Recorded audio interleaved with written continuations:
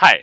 Hi, and welcome to Gay Out the City. I'm your host, Prince Electro Diamond, and today I am here with New York City burlesque dancer, OnlyFans content creator, 2022 Glam Award winner for Best Burlesque, Richard JMV, can be seen at Club Coming Thursday at 7:30 p.m., is currently raising money for Broadway Bears, will be at Boxers and Hell's Kitchen on Saturday, and is starring in The Village in a Disco Daydream on Broadway in June. How you doing today, sexy?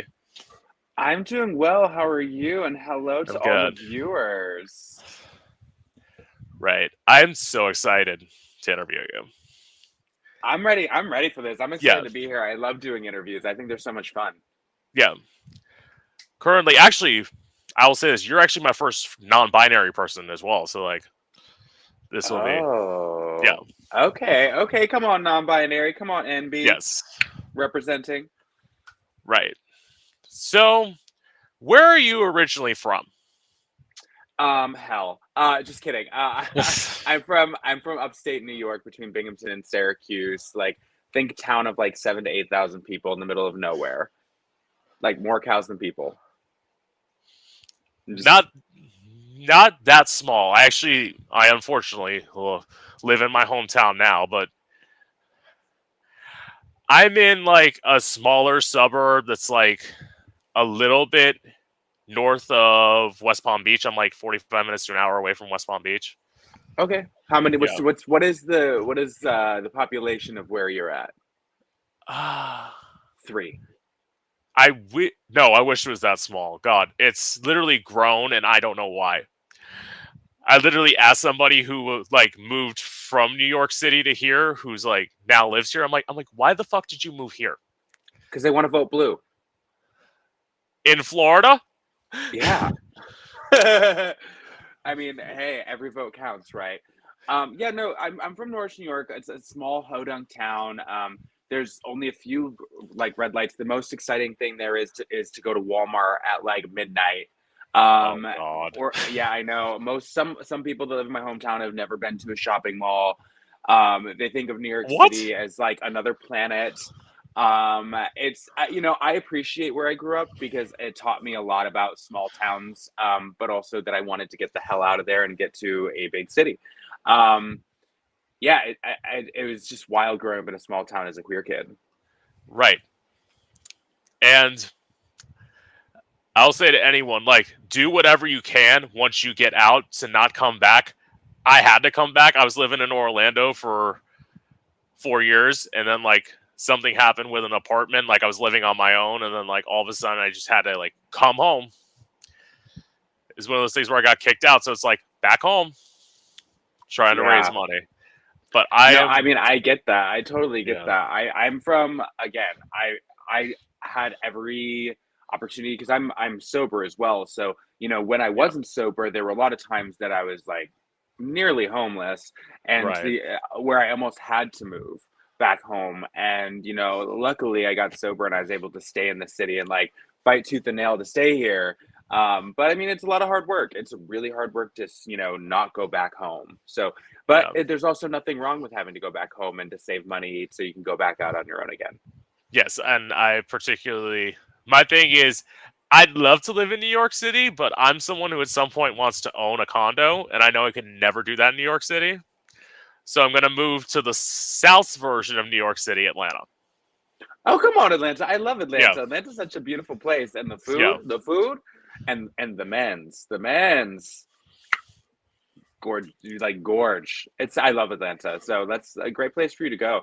And never say never because New York, you'd be surprised. You'd be surprised. Manifestation. Well, here's the thing. I am someone who, till very, very recently, I said if it wasn't Atlanta for me, it'd be New York. And then all of a sudden I met people from LA because I was very anti-LA for the longest time. I'm they're all stuck up. They're all egotistical. They're all that was very much me. And then I met a few nice people from LA, and I'm well, maybe I could go out to LA. Nice people, LA. What? Just kidding. No, I love LA. I have a lot of Yeah, friends out there. right. So as I said, Atlanta, some point, move somewhere else. Probably. I don't like to be places for a long time. Like that's Oh, you're a I've traveler. You bounce here and there and everywhere. I love it. it's because like it's also I want to experience queer culture everywhere because like I've been to New York, I've never been to gay New York because like when I went there I was in high school and like it was on Mm. a school trip, so I've never seen like Greenwich Village or anything like that, and it's like I feel like that's something at some point I just have to see. So you saw it through the lens of like Times Square, I'm assuming. Yes. Mm, yeah, that's very similar to in high school because going on trips in high school for choir because we'd go see a Broadway show and go for food, and they'd give Right. us like an hour to like do things. You had to stay in a little group, but they gave us like an hour to go Hmm. with our friends to go shopping, and an hour is never enough time to go shopping in New York. But um, unless you live here and you're like, I just got to go pick something up quick. But Right. then it was the same thing, and then by the third trip we got here I was like, I want to live here, I want to do everything here, like I don't think I'll ever make it here, but like I need to be here, I need to be here. And I would like walk in front of people because they were you know gazing up at all of the skyscrapers like, can you like walk? And Right. so you knew that I belonged here right away when I was like, can you just like walk? Right. Very And New it's York. and it's also actually one of the things I'd love to do is like go to New York, particularly like right near the end of Pride, because literally my birthday falls on the same day as the Stonewall riots. It's like one of those things where it's like You're a maybe I was Cancer. yes. Yes. I am too. July Yeah. 3rd. Yeah. I'm June 28th. Like, Mm-hmm. You said Stonewall riots, I was like, mm-hmm. yeah. So it's like to do that and like be in New York City at the time would be great. Mm-hmm. I'll, I'll get there at some point. Like, Who knows? Maybe yeah, maybe you'll have to do a live stream here and during Pride Month. Who knows? Anything is possible. I would love to. I would love to. My thing is, as I always tell people with this podcast, I love asking people to interview, getting people to like commit and then like stick to a schedule. That's not necessarily the easiest. Mm. And someone like me who's ADHD, like, good luck. Well, I did it, and like, so there's one person I hit up. They're like, I tried to schedule them for like the first week of April, and they're like, hit me up the second week of April. I hit them up. I've been hitting them up every time. I'm like, can you do this? Can you do this? Can you do this? Like, I'm someone who's like persistent, where it's like, I will fight to get the interview, and I will be a pain in the ass. Like, Do you have Virgo in your chart? I don't know. We'll find that out eventually. Not on the live stream, but we'll definitely Yeah, find out because I'm desperate to know if you have Virgo in your chart because that is a very Virgo trait. right. Yeah. So, okay. Well, being in a small town, what was it like growing up for you as a kid? Ooh, as a little queer kid in a small town, I when I was like young, like I knew there was something like about me that was different, and people would make comments and they would say things that like the F slur, which I'm not going to say live here because I'm not sure about viewers, but it's a word that I've learned to reclaim. But at the time, it's like when you're a kid in a small town, and you hear that and it like just registers bad, bad, bad, bad, bad. I had a pretty decent childhood though. I mean, I grew up in my grandparents' restaurant. My grandparents owned this like diner style restaurant. I still remember the phone number of it randomly. I started dance lessons when I was in sixth grade, and then by the time I was 11, I came out of the closet like because I just knew there was something about me that's different. I know I was so young, but I was like, I'm not like everyone else. I am not like these other people. And so it immediately like be turned into people taunting and teasing. And I had my family who was supportive, thankfully. But it wasn't the easiest thing to do. And a lot of the times in high school, I would show up late because I just didn't want to be there. I didn't want to be in school where I was going to be taunted. I didn't want to be in school where I didn't feel welcome because of these other kids. And I did have my safe spaces like in choir. Like I loved choir. Yeah. Choir was my favorite thing in the entire world because I could just be there and be queer and like live my life and like sing these like super queer songs and talk about things I did. I had no idea about musical theater in high school. So people would be talking about it and I would try to listen in. And then there was, the times I would be bullied and I try to have something be taken care of it. The assistant principal would, because okay, so let me do a little map really quick. God. Like, so here's the choir room, right? I would Right. have to go here, then here to go to my locker, which is across from the main office, and then I would go up and then take a turn to go to the cafeteria. There's a hallway around the other side, but the principal was like, well, if you're going to go this way and you're going to go to the mirrors where the seniors sit and they're going to tease you, why don't you just walk around the other way? And I was like, why do I have to walk around the other way? Why don't you just do something about it? And so it became like every single day this thing was happening. So I finally went to like this caseworker slash counselor in my high school, and she took care of it. Like she followed 30 steps behind me and she took care of it. And I actually was put in contact with her last week again, and we reconnected. And I was like, thank you so much for everything that you did for me when we were in high school. It really did help. And then my other safe space, well, this is a double-edged sword. Um, After school, from the time I was like 12 or 13, I would spend the hours of 3:30 until 9 or 9:30 at the dance studio Monday through Friday. And I loved it. Work. It was also another safe space for me at the time, what I thought was a safe space. Um, and then, there was one time I remember somebody would the football team would walk by and the windows were open. I was assisting one of the teachers for their class, and they were yelling, queer slurs at me from across the street in their jerseys, which was stupid for them. And I remember these little kids going up to the window, started yelling at these football players to stop it, like in defense of me, which was like, wow, okay, work. And then by the way, they were benched for like 2 or 3 more games after that.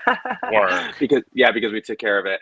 And it was so like there were the bad parts about it, but then when I was in the dance studio, um at the time I felt safe. I felt um like I had an outlet to dance and I had an outlet to express myself and I had an outlet to be queer. Um and so there were definitely saving graces to my childhood. And then, the ability to, after turning 18, go to a gay bar an hour away because I was 18 was life-saving. And my senior year of high school, I went to Fire Island Memorial Day weekend. I was 17. I had a boyfriend that was 6 years older than me. Work. And I went out to Fire Island for the first time, spent the weekend out there, again, Memorial Day weekend. And it was like so many things just opened up in my life, just from that experience. Like going back to school, that like I think I took Monday off because it was a holiday. But then going back Tuesday was like, why would I ever want to be a part of this small town? I don't fit in here. I don't belong here. But there is a place I do belong, and it's being almost fully naked on Fire Island in a Speedo in the sunshine. So work. Um, Right. yeah. I would love to say, well, first of all, your choir experience sounds great. I was stuck. I Mm. was in choir, but I was the person who was stuck singing the classical songs, the old timey songs that everyone loves. And then, like, Name one. Name one. God, shit. Oh I have no, such a bad, it's I have fine. such a bad So minute. for like things that we sang in high school, so um I say it's super queer, and by super queer I mean like I learned a lot from them. And this is problematic, so but I'm going to say it. But it taught me a lot. It taught me more than our textbooks did. I sang like, I'll start off with the not so problematic things. Like we sang like a Carmina Burana, which I loved. We sang songs like River and Judea. That was our song that we sang at like one of the songs we sang at our concert every year at the end of the year. And like all the people who were back from college would come up and sing. It was really beautiful. But then we would, I don't know if you've ever heard of Moses Hogan, Yes. an amazing composer. And it's very soulful, like, but it was what he composed were songs that were sung, on cotton fields and on plantations, and that's how they communicated. Right. Um, but like, imagine like a predominantly doesn't express how white this choir was. Like, I'm mixed, but like this choir was completely white singing this music. And I was like, ooh, I look at it now and I'm like, I learned a lot from it though. I learned so much from it because our teacher actually educated us on what this was and why it was so important. So I am grateful for that. But I look back and I'm like, oh, that's a little problematic. Talk Well, about appropriation. but let me put it this way.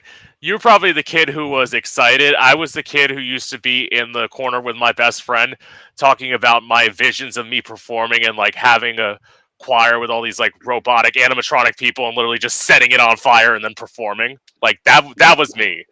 That was me.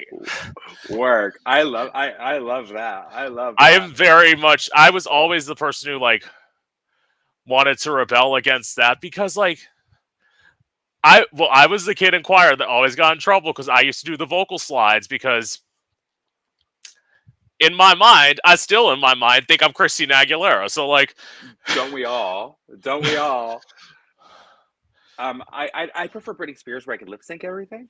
But I like Britney and too. something I like I Britney know I too. love Britney. I'm actually doing a Britney night in a few days, which I'm really excited about. We'll talk about that later. But Yeah, yeah. So I mean, choir was just like it was a fun deal for me. I learned a lot.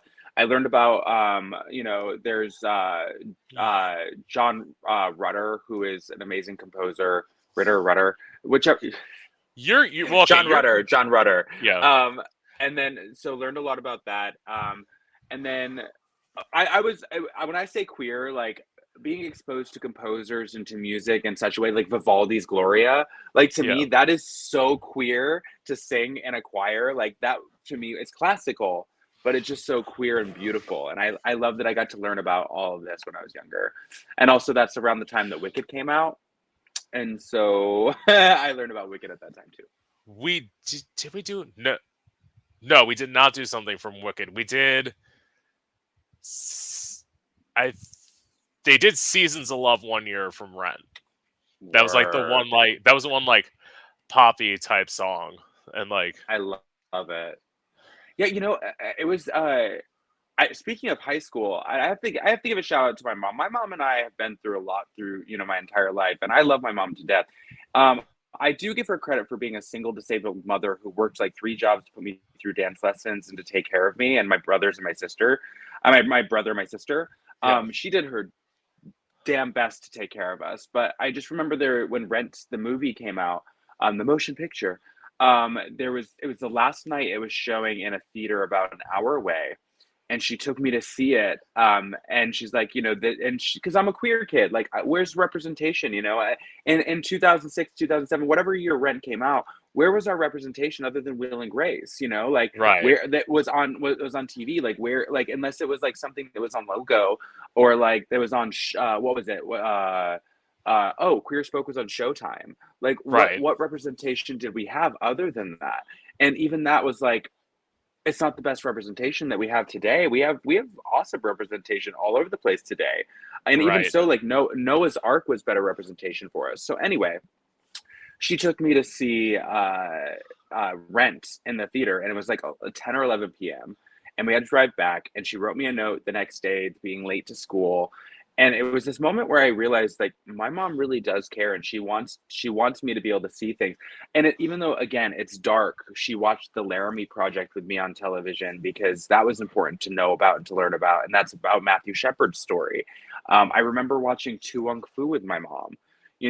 So I have to give a lot of credit to my mom, and that has definitely translated into my adulthood, where she is interested in watching movies like Prayers for Bobby and Boy Erased, and like all these movies about things that really do matter and really do happen to people in our community, and she's interested in learning and interested in knowing.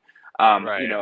Even I told her that there were parts of It's a Sin on HBO Max that were a little racy, but it's a really good show for her to watch. I loved that. Like, Mm. well, first of all, the reason why I saw It's a Sin is because like I'm a huge Years and Years fan, so like I Oh, automatically went for Ollie, and then like I love that. Okay, I will say I'm about to say something. Gays don't come for me. I did not like Rent. I tried to watch it. I'm like, this movie is so boring. Like, I I'm d- gonna keep my opinions to myself. Okay, so it's obviously not good as live production, but I genuinely loved it for what it was, and it has such a place in my heart, for my experience. And yeah, then also, and obviously, like, there's a lot of people have issues, especially with Out Tonight. They like the original recording and the original better. But when I perform Out Tonight, and I perform Out Tonight, I perform the motion picture yeah, version, because it's better produced and it sounds better in a club. So that's why I do that version. But right. I genuinely love Rent. It's something that, like, at least once or twice a year I'll watch, and I'm just like, And and it's then not that, I'm and it's not like that. I don't like musicals. Like, let's make that clear. One of my favorite movies of you all don't like time is musicals. no. I do like musicals. One of my favorite movies of all time is Burlesque. So like, it's not that I don't like musicals. It's like, Hold on. You don't like Rent, but you love. I mean, I love Burlesque too. Oh my yeah. goodness. Well, of course, I love Burlesque. You put Cher and Christina Aguilera in a movie. Like, what's better than that? Like, Wagon Wheel Watusi. yeah, So funny. I was on tour with Alaska for the Red for Filth tour in yeah, October through December, and we watched it on the bus, and we're like, there's that one moment where she's what's her Georgia is the girl's name, and she's like, yeah. I'm surprised nobody's ever told you. She's like, what? Oh, she says, you're so damn beautiful, but I'm surprised nobody's ever told you. And she goes, what? That you look like a dude. And literally at the same Yes, at the same exact time, a few of us look at each other and we're all like, transphobia. And it was like, it's just, but it's interesting how these movies don't realize that some of the things that they say, but like it's just, but like it is of the time, but okay. Well, just to that point, I'm going to make another example. Literally on the A-list New York, you had Austin Armacost who said the T word when he was talking about a drag queen. So it's like, that's the time.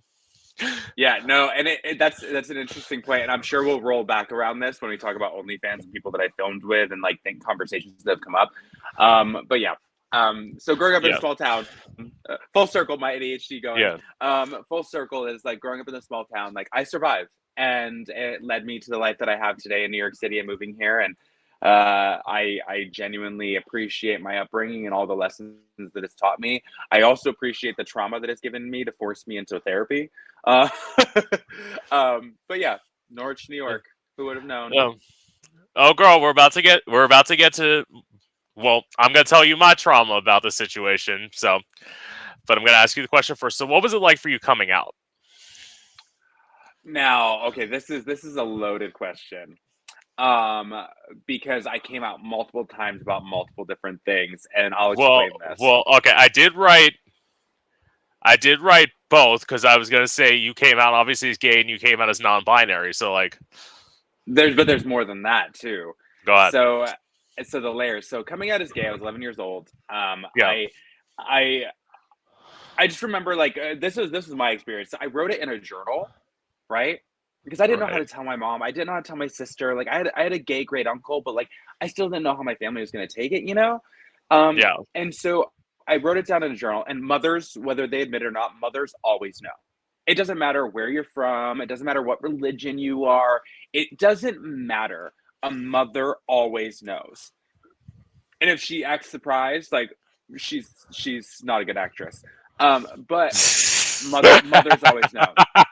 So so I wrote it down in a journal, and I left it on our Victrola player, on our record player, in our dining room. And naturally, if you leave your journal around the house, who's going to read it? Your family. right. Um, so that's how I came out to my mom and sister, and um, I laugh about this experience now because I look back on it, and I'm like, oh, because my sister was like, yeah, we love you, whatever, but then my mom goes, I'm just sad I'm never gonna get grandkids from you, and I was like, Mom, I'm 11 years old, I'm not even thinking about that. And I was like, No, but like think about it this way: of like now it's like you want to talk about grooming, like talking to your kid who's 11 years old about wanting kids from them one day. It's like Right. wanting grandkids, you know. And it's like you're literally telling me that and I can adopt, I can have a surrogate, you know. Yeah. But like it's interesting that that's the response. But you know, I appreciate my mom because she still loves me and she still like embraced it. Um, and coming out as do you want me to wait for the non-binary and the other stuff? Well, I mean, yeah, I'll do my coming out as gay. I'll do my coming out as gay first, and then you can come. This is gonna. This Wait, comes. you're gay? I know, shocker.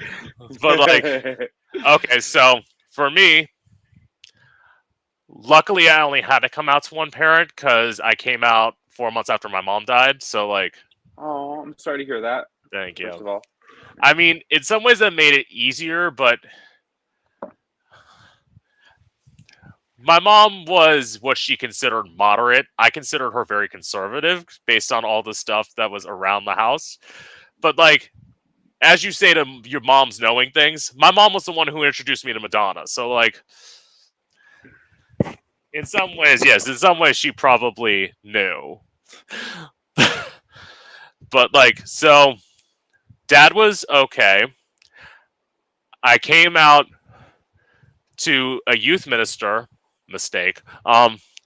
So basically, I told him about this like performance idea I had with like a knife and how I'd like rehearsed it, and then like he left the room, and then about like I'd say 10 minutes later, came back and he's like, "You have one of two options. You can either come with me, or I'm calling the cops." So I went with him to get a psych eval. I passed the psych eval. He lied to make it seem like I was lying. I got locked in a mental institution for 64 hours.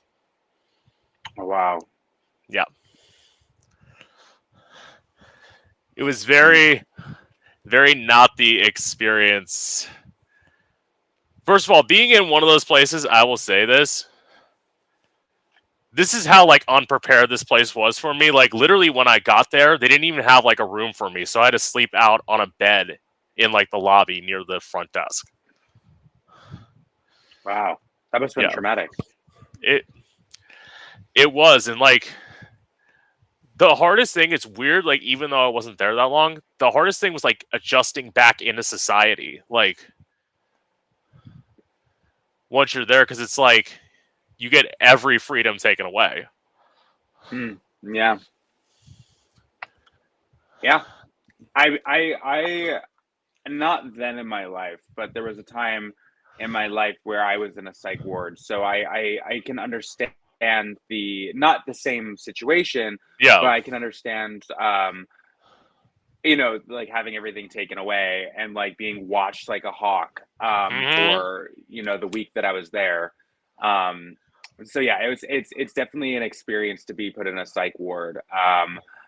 Yeah, because I mean, there's like you can go into a psych ward and you can like check yourself in for like a detox or for whatever, and it's Right. like maximum 3 days. But like Hmm. you have the ability to be like, I want to opt out now, as opposed to like when you go in to it involuntarily, you don't have that option. They have to. Well, I will. Well, what happened was I went in on a weekend, and like the weekend Mm, doctor didn't want to release me, so mm, I had to wait till like so.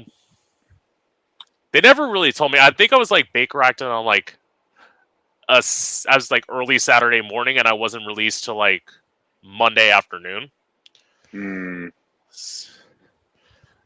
So like, Wild. and then I had to go back to school the next day, and everyone was like, I was like, I did have to talk with like a counselor a little bit. I'm having a bit of an adjustment problem. Like, I worked on it. I eventually like got everything, but it's like that first day, it's like you're just like thrown back in. It's like go back to school, live your life, and then to cover his ass, they took me to a counselor Mm. who tried to pray the gay away. We love that. Yes. Pray the gay away. It's girl. It's not gonna happen, no matter how hard you try. Look Yeah, at the because it people who works so said that it fucking worked for well. them. I like look at the people who said it worked for them. Yeah, but I mean, coming out was, at least with my family, was good. My Yeah, grandmother, I remember agreed. my grandmother being like, I don't agree with homosexuality, but I love you, so I accept you. And my grandmother's very old school Catholic, so like that for her was, very like her being, a loving grandmother, and she embraced every boyfriend that I ever had while she was alive. Yeah, Um, and then with school, I mentioned this earlier. With school, it yeah, was definitely, um, I mean, I had the people that accepted me and were on my side and were allies. right. And then I also had the people who would bully and tease me. Hmm. And that was the difficult part, because, and this is still very much relevant today. And I mean, whether it's here, whether it's elsewhere in the world, cultivating and nurturing queerness is such an important part of upbringing and of giving a person a safe space to learn and to grow and to be authentically them. And I look at, when I was a kid, I wasn't given that opportunity to just thrive as a queer person. Right. um, I had to push and I had to go through my struggles and I had to, separate myself a lot. And as I'm going through therapy now, I'm learning that there's a lot of, disassociation and a lot of detachment from certain things. Like when things are weird, like I go into my own space. And so it's something that I've had to like learn to like open up about and like Right. remain in a state of discomfort, which isn't a bad thing, but like to grow through it and to embrace it and to use it to make me stronger and to have a better understanding of who I am and of my identity. But at the time, it wasn't the most friendly of situations. But I will say, being as out and as queer as I was at such a young age, like I remember when I was 16, I was like bright orange from a tanning bed, paper thin eyebrows, wearing Abercrombie and Fitch and Hollister, American Eagle, all of that stuff. Like, all these pastel colored t-shirts being picked on left and right. And I was like, I'm just being me. I'm just being queer. Right. I'm just living in my queerness. And it was nice to have the people that did come out after me, whether there was drama between us or not, because like girls fight. But Yeah. it was, you're in high school, and to have people like actually understand, um, and look at you like, oh, like thank you for being you because now I can be me. And full circle moment, Yeah. in early 2020, before everything shut down in this world, the GSA, which started my senior year of high school, I tried to start at my freshman year of high school, but the principal at the time told me that no teacher is going to want to facilitate that. So to that principal, who got fired the next year, thank God. Um, but they started the GSA my senior year of high school, and full circle moment is that I kind of was a part of it, but not really, because at that point I was just Right. like, I'm graduating, like I'm leaving, like why now? Like I still went to a few of the meetings, I still spoke at a few of the meetings and such. But in early 2020, the president of the GSA from my high school reached out, and they wanted me to originally go there in the beginning of June to speak and to, maybe give a performance, maybe bring a drag queen to perform. And it was something that we were talking about and we were going to set up, and we were going to wait until like March or April to really like solidify details, and it never happened because of COVID. but Right. it was but it was amazing that this teacher knew to reach out to me, and all these kids knew who I was from touring with the Drag Race girls and from being a choreographer and living in New York City and being just like at the like being so present on social media. They all knew who I was. And when the teacher told them that I was from Norwich High School and I graduated from there, a few of them that didn't know like freaked out, like they fangirled a little bit. And it was just like this, again, this moment of like, I'm so happy that I was able to come out in high school and be me and have teachers that would follow 30 paces behind me to catch these students picking on me. And then also these teachers, like, I'm going to call her out, Miss Dorsey. And she changed her name back to her her maiden name, but Yeah. Miss Silstra, who gave me books like Boy Meets Boy and what is it, Boy Meets Boy, and the Rainbow High, and like Rainbow Boys, and like all these books, Geography Club, to help me get through my high school experience by having representation. So when I look at what's happening now, where they're trying, and this is getting ahead of myself, I'll admit, but while they're trying to ban all these books that were really helpful to me when I was in high school, it's frustrating because not everything in this world is heteronormative and heterosexual. Not everything is Christian, and so I'm really grateful for these teachers that did all that for me in high school. Right.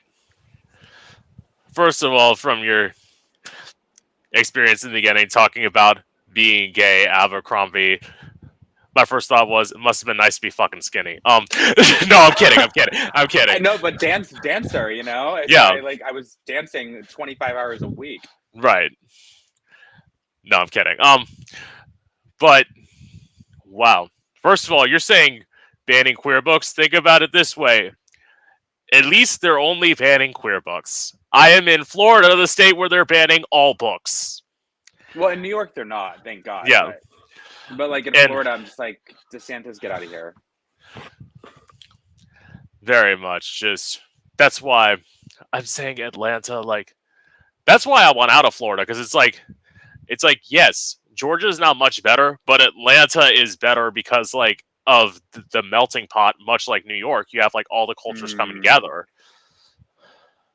Well, I mean, also, I think there's something to be said. I'm really appreciative of Disney for stepping up to the plate and like being like, we're going to do a Pride Night. Right. We're gonna do Pride Night, and you're out to spend $139 per ticket to come in for Pride Night. It's a separate event. We're gonna have all these events, a whole different tasting menu, like all these things. I'm like, you better work Disney. Like everybody support Disney. Um, I love to see the allyship and also the community because of the queer people that do work at Disney. So Yeah. as I don't give it to the government of Florida, other than Frost, I do love Frost.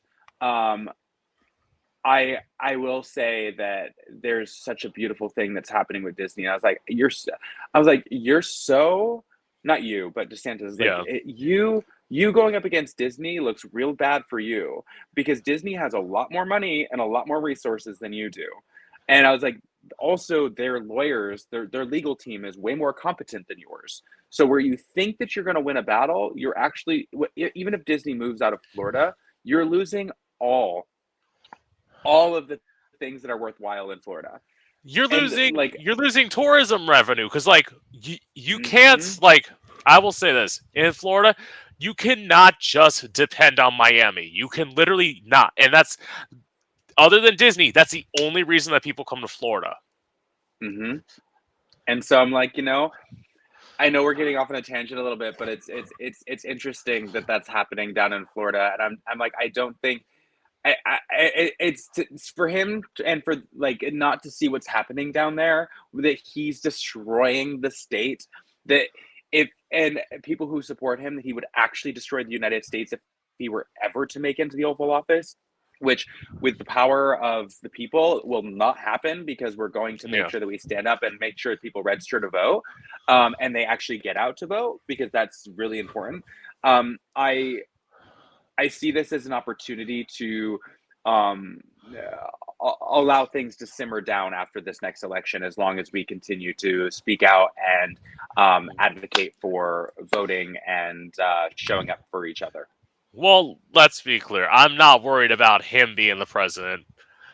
I am worried about the other guy being the president, the orange Mm, guy, who, like, mm. I will say this, I didn't want it, but I told someone I predicted that I very much predict he's going to be president literally because Joe Biden hasn't done anything. That's the one thing I will say. Uh, He's done very little. He done like uh, 15% of what he promised. he's literally done, and this is maybe we shouldn't go into this Yeah, yeah, because Biden has done a lot more for this country than a lot of people realize, and and also coming from the administration that we had before has like yeah. that was very mishandled, has like tried to recuperate and Right. recover and has done a very good job. As far, in my opinion, as far as the other guy getting back into the Oval Office, I believe in manifestation, Yes. and I believe the energy that we put out into the world comes back tenfold. Right. So when I talk about manifestation, I'm like, I'm not being falsely optimistic by saying it's not going to happen. What I'm doing for myself is I'm putting it out into the universe Yeah. that is that there is a better future if we work towards that and we don't get complacent and we put in the energy and the time to make sure that there's a better outcome. Um, and that's like, even last year I said something. I was like, I want to do this, and a year later it's happening. Right. Um, and I'm very excited. We'll talk about that later, though. Right.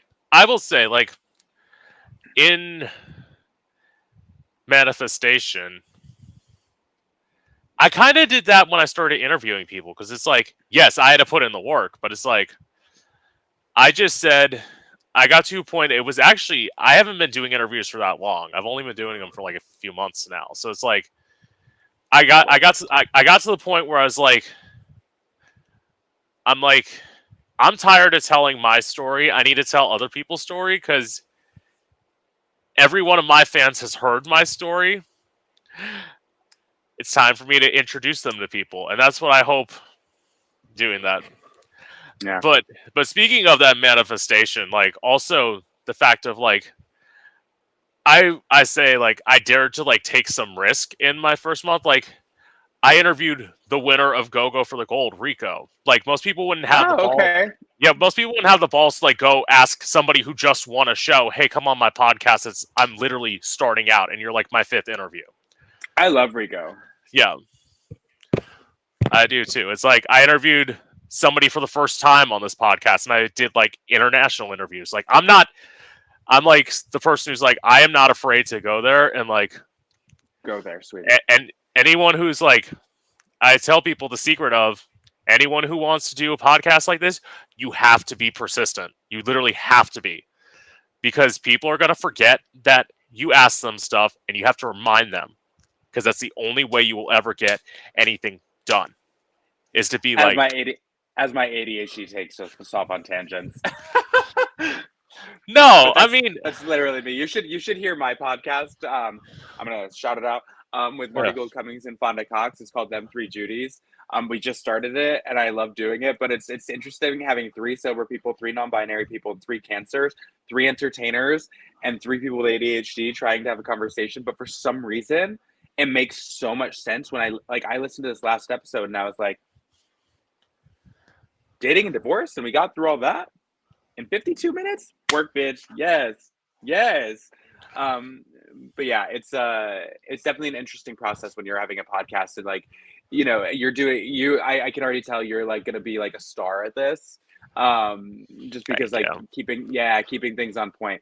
Yeah. Yeah. So So, that was all about coming out. right. So, what was it like for you to move to New York City? Ooh, I can keep this one short, sweet, and simple. So there was one Monday in the end of July in 20. Let me back up. So I moved to Jersey for a year after I graduated high school to try to save money. I did not save any money. I spent all my money. I was living with my cousins who had a lot of money. And so I didn't.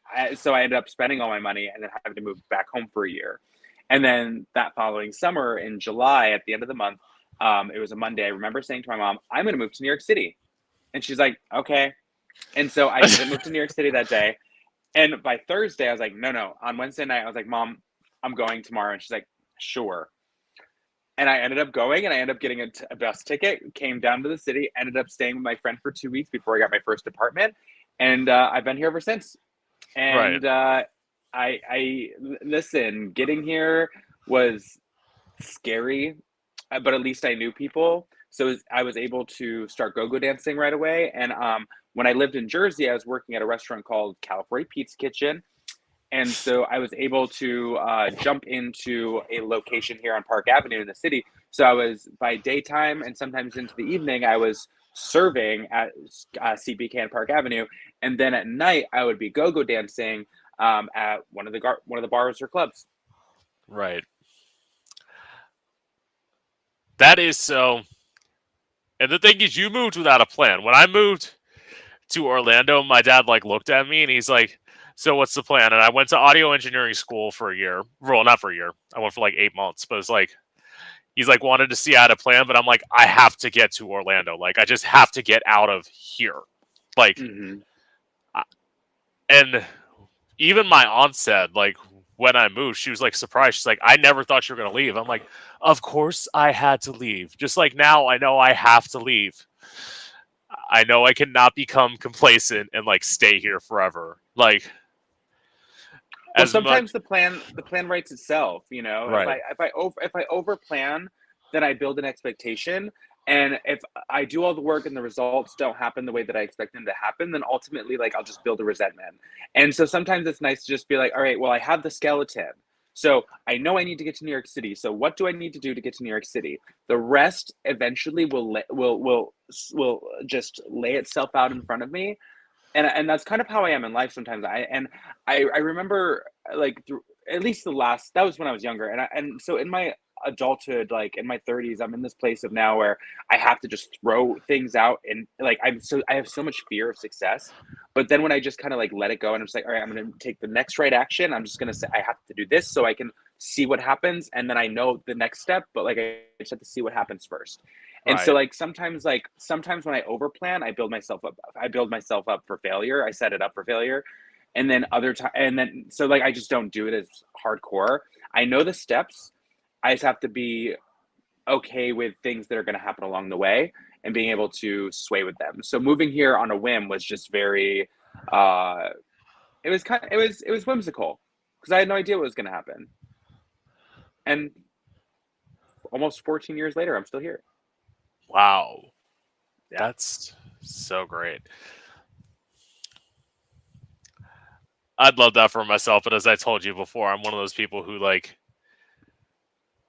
I can only see my well. I say I'm going to move to Atlanta and only be there in 4 years. We'll see what actually happens once I move. Like, Who knows? You yeah, never know what could happen. Something could happen next month, and you might move to Atlanta next month and be like, "How did I end up here?" And you don't have to right, know. You just know that you're there.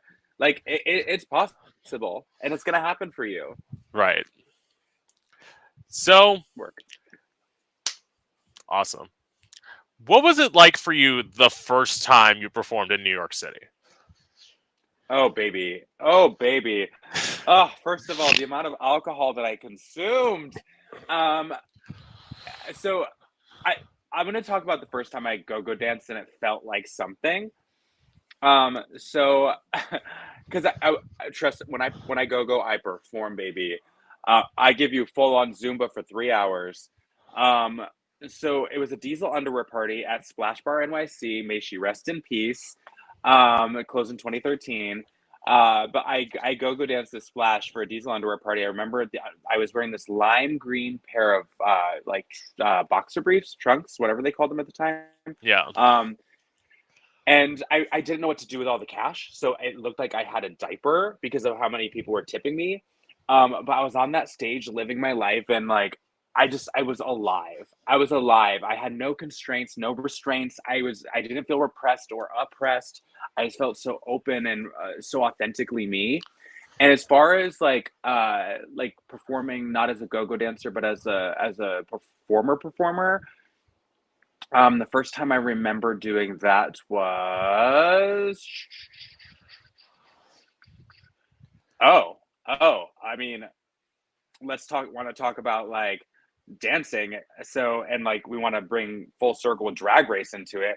So I was at Barracuda on 22nd Street, and I was just dancing around. Fever came on, Fever. Psh! Yeah. And I was dancing, and then they're like, "Oh," and it was Peppermint, and her Oh, dancers were there. Yeah, yeah. This is in like 2010, and so I ended up dancing for Peppermint, and I just felt so alive dancing for this amazing human being. And then that's when I was introduced to Sherry Vine, who is yeah. my drag mama. And I just started doing all these like music videos, like these parody videos of them, and like all these live shows. And for me, performing in those things in New York City, it was exhilarating, and it was for the first time that I could just be myself, and be super queer. Because when I was younger, I mentioned the dance studio. Yeah. and how I thought it was a safe space. But in the dance world, oftentimes people will say, "Don't dance so gay. Dance like a man. Do this, do that, and don't dance like a girl." And that can be traumatizing. Like understanding now that I'm non-binary and that I don't fit into the boxes that they make for us as queer kids necessarily, or just Right. kids in general. We don't fit into the box that like this patriarchal society thinks, patriarchal Christian society thinks we need to. It's like I felt alive and I felt exhilarated and I felt free and I felt passionate and I felt like this was something that I could do for my entire life and find joy, happiness, and peace in it. Right. Well, I'm actually going to tell you my first time performing in Orlando. This is the crazy part because when you hear drag queen, no way. So I actually started performing at an open mic at a straight bar. Mm. And it was like, it's still there in Orlando. It's called Rogue Pub. It's still there, I think. At least it was there when I moved away. But it was like being there, and I was so different than every act, of course, because like every act was these acoustic singer songwriter type stuff, and I used to do like I make a lot. I don't do it so much anymore, but I made electronic music when I was there, so I used to like have these beats performing in the background, and I just used to perform, and like not everyone loved it, of course not, but like the people who did are like there. I would have people come up to me and was like, "I'm so excited to see you this week," because I was doing something different. Yeah, and we like different. Yeah. And then eventually, it took me actually a few years. No, it took me about a year to perform in a gay bar for the first time because, like, I was so afraid to perform for gay people because I thought they were going to be so judgmental. As they can be. Yeah. But it turns out I was very different because, like, I wouldn't say I was like a proper drag queen. I consider myself like a drag alien, kind of like. Come on, drag alien. What And then, planet like, are you from?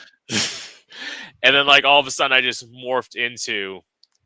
And some drag queens would probably say I'm still not a proper drag queen because your bitch doesn't know how to do eyes, but that's why I wear sunglasses, so I don't have to. Uh, Who cares what everybody else says? You're born yeah, naked, the rest is drag. exactly. And even now, I will say this: now, as someone who like is removed from performing, because in the like past year, I performed twice, so like this is my main focus, and like.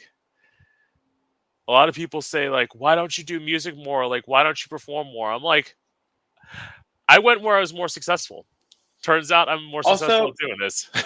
also that can come later too. You Yeah, can literally be successful at one thing, and then when that success comes, then you move on to the next thing while you're still doing this thing.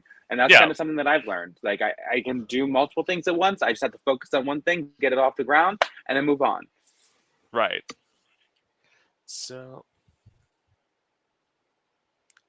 I asked that question. Oh, so has it been harder for you being a non-binary dancer versus being like a cis gay guy in the bars performing?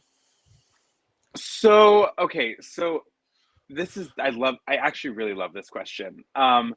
So a little bit of background. I started doing burlesque in 2018? Question mark? Yeah, 2018. I'm like, question mark? Yeah, 2018, 2019. And actually a little bit before that. It was a few years before that, but I wasn't like, I was just like, I was literally like the alternative, like, you know, you think about being the odd one out with drag. Like this was me because I was a dancer, and so I wanted to use that. My first time performing burlesque, I did this number that was about depression and addiction, and I started off in a nude dance belt. And what people didn't realize is that I had liquid latex on, so I was tearing away layers of skin throughout the number. It was work. amazing. Like I remember, and I say it's amazing not as an ego thing. I say that as like a confident thing, as like it's one of those performances that I look back on and it was life changing for me, and the way the audience responded to it is beautiful. So I came out as non-binary in 2020, summer of 2021. Yeah. And so I at that point I had started performing as a non-binary like queer-esque drag artist in the city, and so when I went back into dancing, backup, which for me was, and people had reached out, all the drag queens when they started performing again in New York City, a lot of them reached out and they're like, hey, would you backup dance for me? I'm like, I'm not really trying to backup dance, and I also don't want to be viewed as like this like sexy shirtless like backup man, right? And I had a lot of things to work through, Right. and then Alaska reached out to me. I was she's like, would you go on tour with me? And I knew it was to backup dance. And I was like, I don't know. And I just started doing a play. And my friend Fonda, um, I was painting backstage at Hush in New York City for our show. I was painting my face. And she goes, but Richard, you've been wanting to like get out of the job serving that you've been doing. And you have this opportunity that you're doing this play. And now you can go straight into a tour. Why wouldn't you take it? So I texted Alaska back and I said, sure. And we had a phone call the next day, and she was pretty I was like, well, I don't want to give up what I'm doing in drag. And she's like, well, why don't you paint your face for stage every night? And I was like, oh. And so then she gave me a featured role as the sexy Hollywood agent. And so every night I would have my face fully painted for the show, but and then Yeah. people were like, "Oh, this is the only one really wearing like full face of makeup that's a backup dancer." And then I would come out in the middle of the show and I would have on this trench coat with lingerie underneath and this fedora, and then it would make sense to everybody why I was in makeup, and as they, Alaska would say, "Oh, the sexy Hollywood agent, they," and they, and get my pronouns right. And so now when I backup dance for people, and I've done it a couple times since being back in New York City from tour, is like I've embraced, because it took me so long to like embrace the femininity, I guess. It's weird because I embraced it, but I didn't fully accept it. I Right. think because of repression and like this built-in like internal uh shame that I had that I didn't realize was there until I came out as non-binary and I had to work through it. And so now I go on stage and I'm like, listen, I can hit it, I can quote unquote hit it like a dude, or I can turn it out like that, that person. And that's something so beautiful about being non-binary and having that energy and that ability to just live as me. And Right. so it was like, so as the difference of performing as like a male dancer and performing as me, I just feel more comfortable on stage now. I just Right. feel so comfortable on stage just being me. And it doesn't have to be defined as anything other than, oh, that's JMV. Yeah. I mean, you say that like, so I have interviewed a burlesque dancer before. Actually, somebody Damien. So like, Oh, I love Damien. yeah. So like, he was telling me about how he never really liked being a go-go dancer because like he likes the burlesque more because of the fact like that you don't have to just like shake your dick around, and that's like kind of Yeah. what go-go dancers are. And like I I actually kind of like, as much as like go-go dancers are great, like watching your videos, I fucking love what you do. Like, Thank you. you're welcome. No, I love, and it's interesting too because I've performed with Damien. I've been down to Alibi, and I performed in Sin and Nikki's shows at Alibi, and it's interesting because Sin and I are similar in a lot of ways, that like we perform as us. We do the heels, we do the makeup, and like we're both non-binary and we perform as ourselves, and we don't have to conform to this idea of masculinity as who we are. We're both very similar in that, and I love Sin Silva so much for how fierce they are. Yeah, And Damien Lenore is just such a beautiful human being inside yeah, and out, and I love doing shows with them, and right. because I feel so safe and so comfortable in my skin with them. I love them so much. So I'm glad you brought up Damien's name. Yeah. In fact, you're not the only one who's had an opinion that Damien is attractive. I was actually with somebody on Easter, and then this girl who's like part of the family was talking about it. She had seen my interview, and she's like, Damien's so hot. I'm like, and she's like, how do you get these people to like interview them? I'm like, I ask. Like, Yeah, it's I always a mean, no unless you ask. Unless you ask, yeah, it's always a no. And with Damien, I'm an energy human being. Like I'm all about yeah, energy, And Damien, the reason Damien is attractive is not for his aesthetics. Right. Damien is attractive for what's here, and the soul. And it's when and I have like Damien and I have really great conversations. Like we've hung out in Fort Lauderdale, and I Right. appreciate Damien as a human being. I really appreciate Damien as a human being. Um, I love that we can have such deep conversations, and that's what I love as a friend. He is just so fantastic. Yeah. And again, it's not even about this; it's about what's in here. And that's sometimes like how it is. You have to like exude yourself, and in some ways, like when you exude yourself, sometimes it involves some delusion. Like, Me, delusional, never.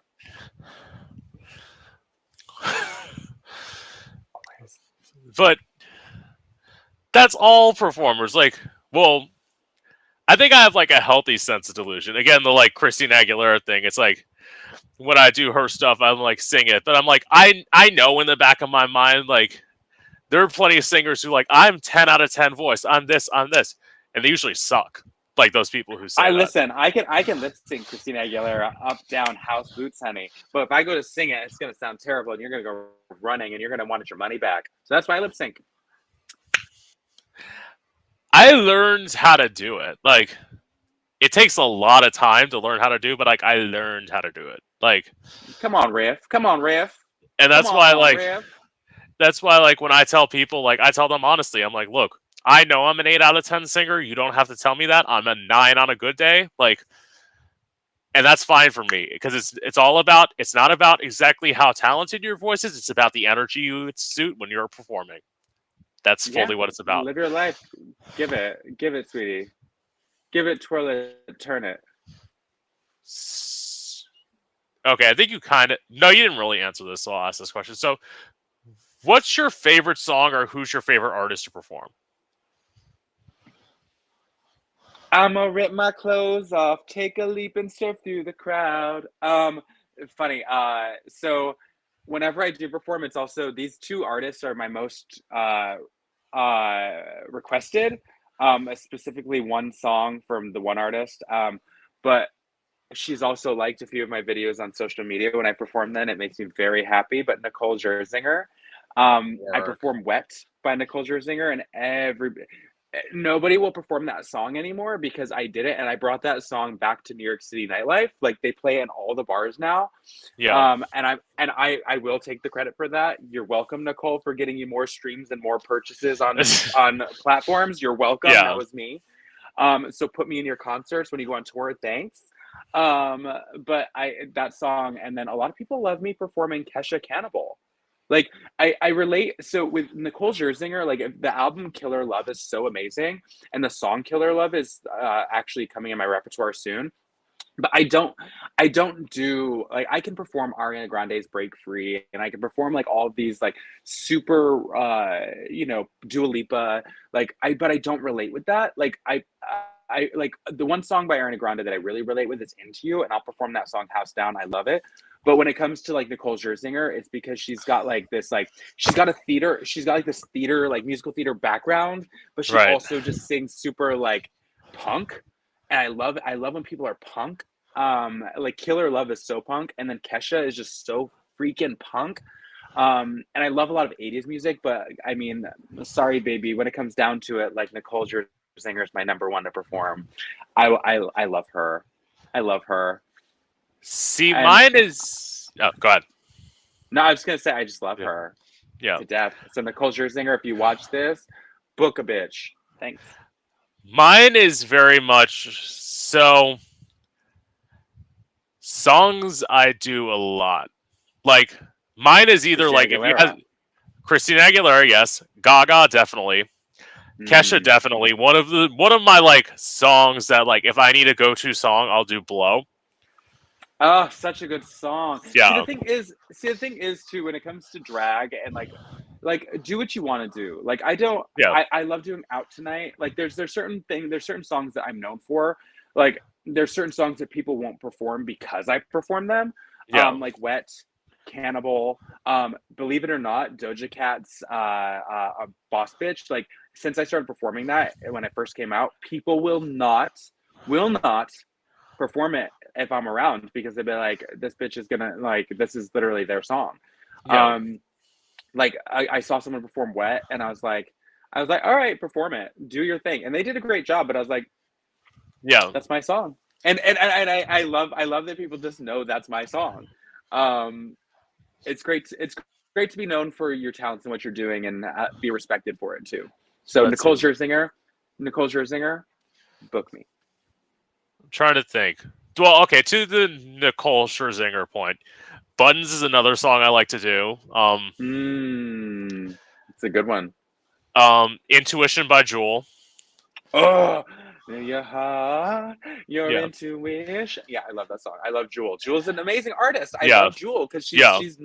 she's like, even though she's very famous, her music is amazing, she's Yeah. not like your go-to artist. And I Yeah. love her. Near You Always is one of my favorite songs ever. It's my top 10 favorite songs. Yeah. Work. And then if I feel like rapping that night, I will either do Team by Iggy Azalea or Anaconda by Nicki Minaj. Work. Because my Anaconda don't. My Anaconda don't want none unless you got buns, hun. I used to have a bun. Work.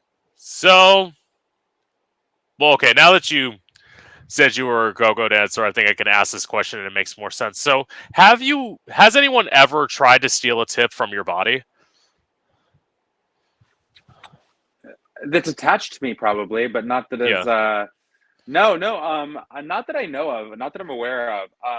I remember there was one time that there was a go-go dancer that got fired for stealing people's tips out of the back room, but it wasn't mine, I don't think. Hopefully not. I was drunk at the time, I don't know. But no, I've never really had that happen. And when it comes to bigger bills, like I remember there was one night, oh my gosh, it was a Saturday night before everything shut down in New York. And I remember this specifically because one of my friends was there that is loaded, and I think they came out as non-binary, so I'm going to use they them pronouns. Right. They're the ones that like if they come into the bar when I was serving, they would give me like $100 bill or sometimes multiple. And that was serving. As go-go dancing, Yeah. they would just give me hundreds throughout the entire night. So the Saturday before everything shut down, when I get bills like this, they gave me like 5 or 6 $100 bills. And so every time I would call the owner over and be like, "Here, can you put this in the envelope?" And when I have hundreds on me, I'm like, nope, that's going downstairs. That's going in like the office. Like, nope. Yeah. Because nobody's gonna be stealing that shit from me. And so actually, this person like helped me pay for all my groceries when everything shut down. And like because you know damn well that we stock up for things before lockdown, Henny. That was the time. And New York City, the bodegas where you got all your toiletry, your like toilet paper and your paper towels because it's sold out everywhere else. Well, Thank you talk about lockdown. Would have loved to have been at home with all of you. I wasn't. I was at work. Oh, because I worked in a senior living home, so it never shut down. It just was different. Well, thank you for your service. Thank you for your service. You're welcome. I am not there. You're welcome. I am not there anymore. Thank God. I ended up. So about me, this is gonna come in later. So I got bone spurs in like my feet.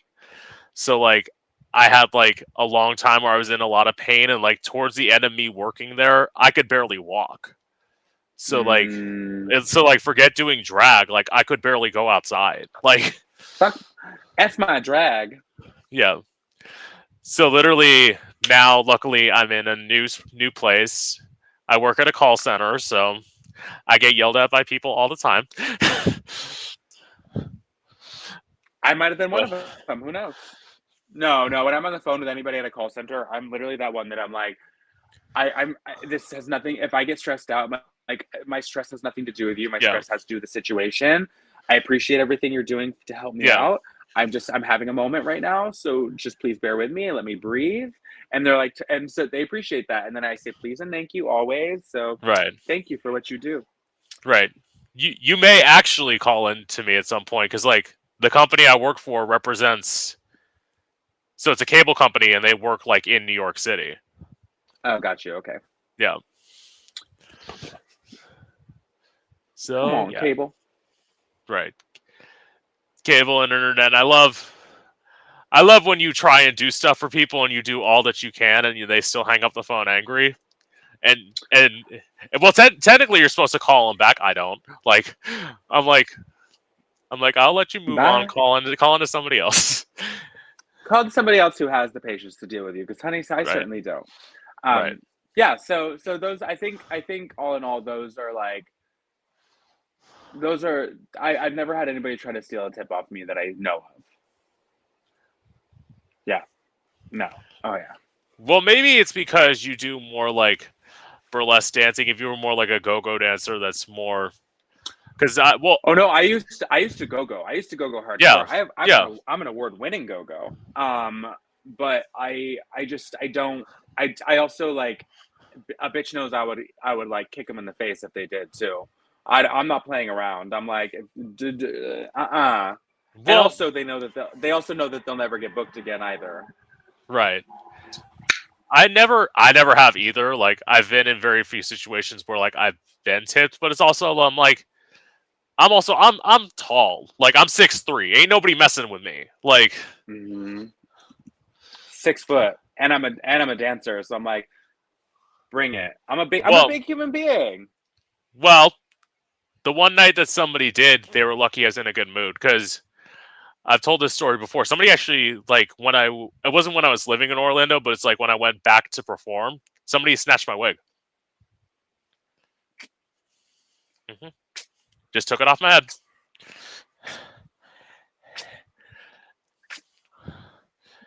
Sorry, And I it have to do that was over and over again for no yeah. reason. I don't know why. I just And it's like they caught me on a good night because like on a bad night I would have taken my shoe and beat you over the head. Like well, don't do and be that. That's mean too. well, full foot. I feel like I don't know why. I don't know. I don't know why we have to teach people to like fucking learn how Etiquette, to like yeah etiquette. yeah. Why we have to teach them that like Like, don't chew with it your mouth open. It's similar. Don't stick your it's finger in my ass with a dollar bill. thank you that I literally when Rico posted about that on Sunday, literally the next episode I did with Phoenix, I just did like a PSA in the beginning, or it's like I did like talking about like don't touch a dancer's asshole when they're up there like performing. Like Consent is mandatory. yes, Mandatory. Not optional, not sexy.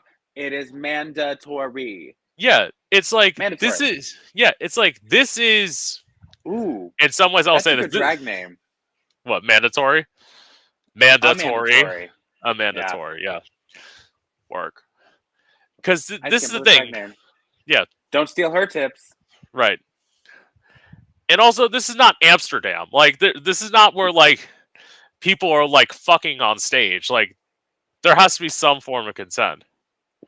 I mean, I've had sex on a stage or two, Wait, or wait, three wait, or four wait. or five or six or seven or eight or nine or 10. You I've could do that in America. I don't talk about it other than it's happened. So there are parties, honey. Well, I ain't gonna say anything. I've had sex and drag too. Like, Not even in drag, honey. I've had. yeah. That's all. That's all. Anyway, next question. Anyway, I plead so the fifth. okay, so I know you talked a little bit about this before. So, what was it like working with Alaska? Ah! Okay, so it wasn't the first time that I've worked with Alaska being on tour. For Red for Filth. Which is streaming on all platforms. Go check out the album. I met Alaska years and years ago. I met Alaska when she was on season 5. Like I met her then. Right. I was, because I danced for Sherry and I danced for the queens from the earlier seasons, like Pandora and Mimi and Sahara, may she rest in peace. Um, Manila, Willem. Like I've danced for all the queens. So I met her and just hung out with her. There's a beautiful picture of us at therapy. It was like Jinx, Alaska, Michelle, Mimi, Pandora, and a few other queens. Anyway, so it was like a really fun night. And then I went on tour for the Battle of the Seasons tour with Right. her and a lot of the other queens, and she's incredible. And we weren't really as close then. We got a little close, but we knew each other. But we, you know, it's like I was one of the dancers. It was like whatever. So it wasn't until the last few years where like we started like messaging more. And then, you know, I went to one of her shows in Brooklyn. It was the Joanne show, the Joanne Gaga show at $3 Bill. And like we got closer then, and we just started talking more. And then this tour we became really close. She's like, I want people on tour that are friends, and she's like, I love being around sober people. She talks about that quite often, because we're just fucking cool. But she's amazing, and she's now like one of my really, really good friends, and she opens up people's eyes, and she just wants you to be as authentically you. She makes you feel safe and comfortable in your own skin. I've never heard Alaska yell. I've never seen her yell. I've seen her be like, well, all right, you know, like that kind of thing. Like, but like never. She's always kind of like even keel from what I've seen. Work. I also love the way that when the unfortunate event of Q Club happened, I love how she handled the situation. And this is weird because Alaska and I were on tour together when Pulse happened. And this is like a moment that I'll never forget. Is we got in the bus and I didn't hear about Pulse yet, and I just remember people crying, and Ginger Minge was there as well, and her resident bar used to be Pulse. And so there was this moment where they asked us like whether we want to go home or we should go back or we should stay on tour. And like the answer is we stay on tour because we don't let, you know, terrorists, make us fearful. We don't let them terrorize us. And we keep putting the message of hope out there, especially as leaders in the community. So when Q Club happened, when we were on this tour, I loved, you know, there's more to this story, but like that's very personal. But, you know, she went out on stage and she gave like a 2-minute speech to the audience. And she was fully painted, but she was just in sweats. And the first song of the tour is Beautiful Night for a Breakdown. Yeah. And the lyrics are, it's a beautiful night for a breakdown. It's a hell of a night to die on the dance floor. And it felt so, that song for what it was, she was like, that's the first song on the show, and like it's part of the show, it's part of the album, and I don't want to take it out. And so we performed it, but when we performed it, it was, you could feel our energy on stage, and it was just so loving, and it was so like, we're doing this for you, we're doing this for you. And so working with Alaska, who is such an amazing artist, she's amazing, like she's so creative, she's so funny, she's so brilliant. And, you know, I just love working with her for everything that she is. I love working with her. And my favorite part about being on tour with Alaska was on a tour bus. You can't poop on a tour bus. So you have to wait until like you're like going into a bathroom or a rest stop somewhere else. So we would get off the bus in the morning and we'd find like a cafe. We would try to find something local. But if it was only a Starbucks, we go to Starbucks. But like my favorite part of being on tour with her was like our little moments of coffee and like a gluten-free pastry in the morning. It was like my favorite part of it because it was just a lot of bonding. This is a shout out to Alaska Thunderfuck 5000. Amazing. Well, yeah, I love Alaska. I did not like meet Alaska. So when I lived in Orlando, I did meet a few people. Alaska was unfortunately not one of them because I didn't have money for VIP at that time at Parliament House. But like I have seen Alaska perform. Alaska's great. The people I met, so I have met Ginger Minge actually. Love Ginger. I met Ginger and Monet in the same night, and then I met Adore, who I fucking love. I adore. She was here a couple months ago, and I was supposed to go backstage and like say hi and everything, but like I was waiting around and I was like, I'm so tired. I'm so tired, and I hadn't seen her in a few years, and she's like, I missed you. Like, I wish you had stayed. And I'm like, I know. These are my girls. Like, they're family through and through. I had a moment actually with Ginger Minge on that same tour bus that I was talking about, and I was like, I was like, you know, sometimes no, it actually wasn't that tour. It was actually a Christmas tour. And I was like, sometimes I don't feel like I fit in with the dancers. She's like, honey, because you're not one of the dancers. You're one of us. And I was like, work. Family. Well, actually, I do just want to point out on that season 5 tour, or that season 5 performance, JMV did not say that he worked with Alyssa Edwards, probably because she didn't show up on time. No. I've definitely worked with her though. She's a fun time gal. I was on tour with Miss But did Fame. she show up on time? Like, did she? She did. She What? did. She did. Well, because it was in Manchester in the UK. So it was actually I think she showed up before. Okay, so it was Laganja, Shangela, Alyssa, Fame, Willem, Yeah. Bendelacrem, and it was a blast. So we performed in do you know, I think it's called Trinity, the Holy Trinity or whatever. It's in the UK. They do this whole thing. They always have queens anyway. So but it was just a lot of fun. Yeah. And Alyssa's just a fun time gal, and I just love hanging out with her. And then we ordered Domino's at the end of the night because that's all we could find. Right. In Manchester. Because I had a friend who I interviewed in Manchester, and he talked about working at a bar, and he talked about how Alyssa Edwards shows up late. I'm like, of course, it's Alyssa Edwards. You should have expected Alyssa to show up late. Like, well, I mean, that also might be with a solo show, but she does. As far as that goes, and obviously, if there's other drag queens that are going to read her, she might be like, okay, I'm going to show up on time. But I love Alyssa. She's so great. She's so great. Because I will say, right. Because I will say I am probably the one drag queen who actually like shows up on time for everything. Like my drag mama, Miss Sherry Vine, is always on time. Also, funny thing about Alaska, we did the thing in Nashville, the Drag is Good event to raise money for ACLU Tennessee. And backstage for the after party that she does on Patreon, we talked about, like, because we both were pleasers. We both shop at the same places for drag, and then we both have the same makeup bag. And so she's like, am I your drag mother? And I was like, well, I mean, I'll have to consult Miss Fame and Sherry, but you can be my drag mother because that's my drag mom and that's my drag mama. So maybe I can have three moms. Who knows? This could be a polyamorous drag mothership. So I think I have a drag mother now. Another one.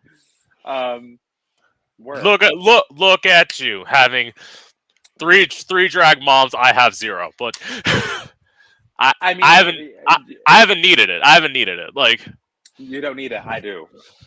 I need all the help I can get. Right. Because actually, that was my experience with Alaska. She's just a brilliant human being through and through. Well, the reason is, like, being a live singer, I will say, and you being in New York would probably be shocked by this because I know there are probably plenty of live singers in New York. In Florida, literally, I got to perform in a place once. I tried to perform there again. They're like, "Oh, you sing live. We don't want you here." And I'm like, okay. It's like, you don't do drag because you don't lip sync. Interesting. Yeah, and this is from another gay person. It's like, so you gonna tell me what drag is? Gay people, what can you do with them? Can't live with them, can't live without them. Right. So, okay. Now to something a little more serious. So, wow, we'll make it fun again. Don't worry. So, how hard was it the moment you found out that you had HIV? Oof. Okay, so I actually was writing about this earlier because Broadway Bear season has started, and I created my fundraising page for this season earlier. And I'm very grateful for that. I love Broadway Cares Equity Fights AIDS. Go follow BCFA on social media. When I first found out I was HIV positive, I went in to the clinic in Chelsea, and I knew I had gonorrhea or something because, honey, she had a little discharge. And so I got tested, and obviously if you're getting tested for one thing, they test you for everything. Right. And so they did the HIV rapid, and it was near closing time of the clinic, and the nurse came in and was like, hey, I really need to see Richard before they go. And the doctor's like, okay, I'm almost done here. And like, me thinking there's nothing really serious that's happening. I was like, oh, she needs to talk to me. And then she does it again. I was like, oh, okay, well, this is weird that she keeps coming back. But then she took me into an office, and having seen all these movies, all these TV shows, it didn't click in my brain because I was like, okay, I just got to take these pills for gonorrhea. Like I gotta take these pills, I gotta take this shot. So I walk into the office and she sits me down. She says, "Your preliminary HIV test has come back reactive." And I was like, "What does that mean?" And she told me what it meant. She meant the preliminary came back and said that I'm HIV positive. And this is post AIDS crisis, pre prep. So Right. I didn't know how to take it. I wrote about this earlier actually, and it's just this feeling of like you're feeling everything and nothing all at the same time, and you feel numb, but you feel anxious and panicked, and I just felt like every emotion and every feeling and just everything you can feel all at once, just like toppling on top of you, and it's overwhelming. Um, and I remember the nurse was like, "Do you need to speak with somebody?" And I even said to the counselor, I was like, I tried to kill myself a year ago or 6 months ago, so this isn't going to destroy me. Like, I'm not going to try killing myself from this. I'll never want to go into a psych ward again. And I just left, and I remember I called a few people. I called my roommate at the time, or my old roommate at the time. I called the person I was staying with at the time, Robert. I called my mom and my sister. And I emailed my most recent ex-boyfriend. Uh, and my friend was like, "Okay, cool. I'll meet up with you." My old roommate was like, "Okay, come to the restaurant, come for dinner. It's on us." And then my sister was like, "Are you okay?" And my mom was like, "Things will be okay. There's medication now that can help you." And my most recent ex-boyfriend said, "You ruined my life. I never want to talk to you again." Um, and so I went to my friend's restaurant, and with my person I was staying with at the time, Robert, and the only thing that I wanted to do was drink that rosé. All I wanted to do was escape in that rosé, and I did. And let's just say that led to a lot of shame, a lot of drinking, a lot of what would turn into a hardcore meth addiction. Um, and a lot when I say shame, like there's still trauma that I'm still working through from finding out that I'm HIV positive, including when it comes to dating. Like there is this trauma of like fear of scarcity when it comes to people that want to be with me because of that. And that's not the case. Like I used to think of these things like being, a sex worker, being content creator, being a drag artist, being non-binary, being sober, having HIV. I used to think of these things as like notches against me. And now I look at them as experiences that have made me who I am and stronger and more capable of being in a relationship the more that I accept them. So what I was back in 2011, it was like August 2011 when I found August 8th, 2011. How I know that on the top of my head, I have no idea. But August 8th, 2011, finding that out was one of the hardest things I've ever gone through.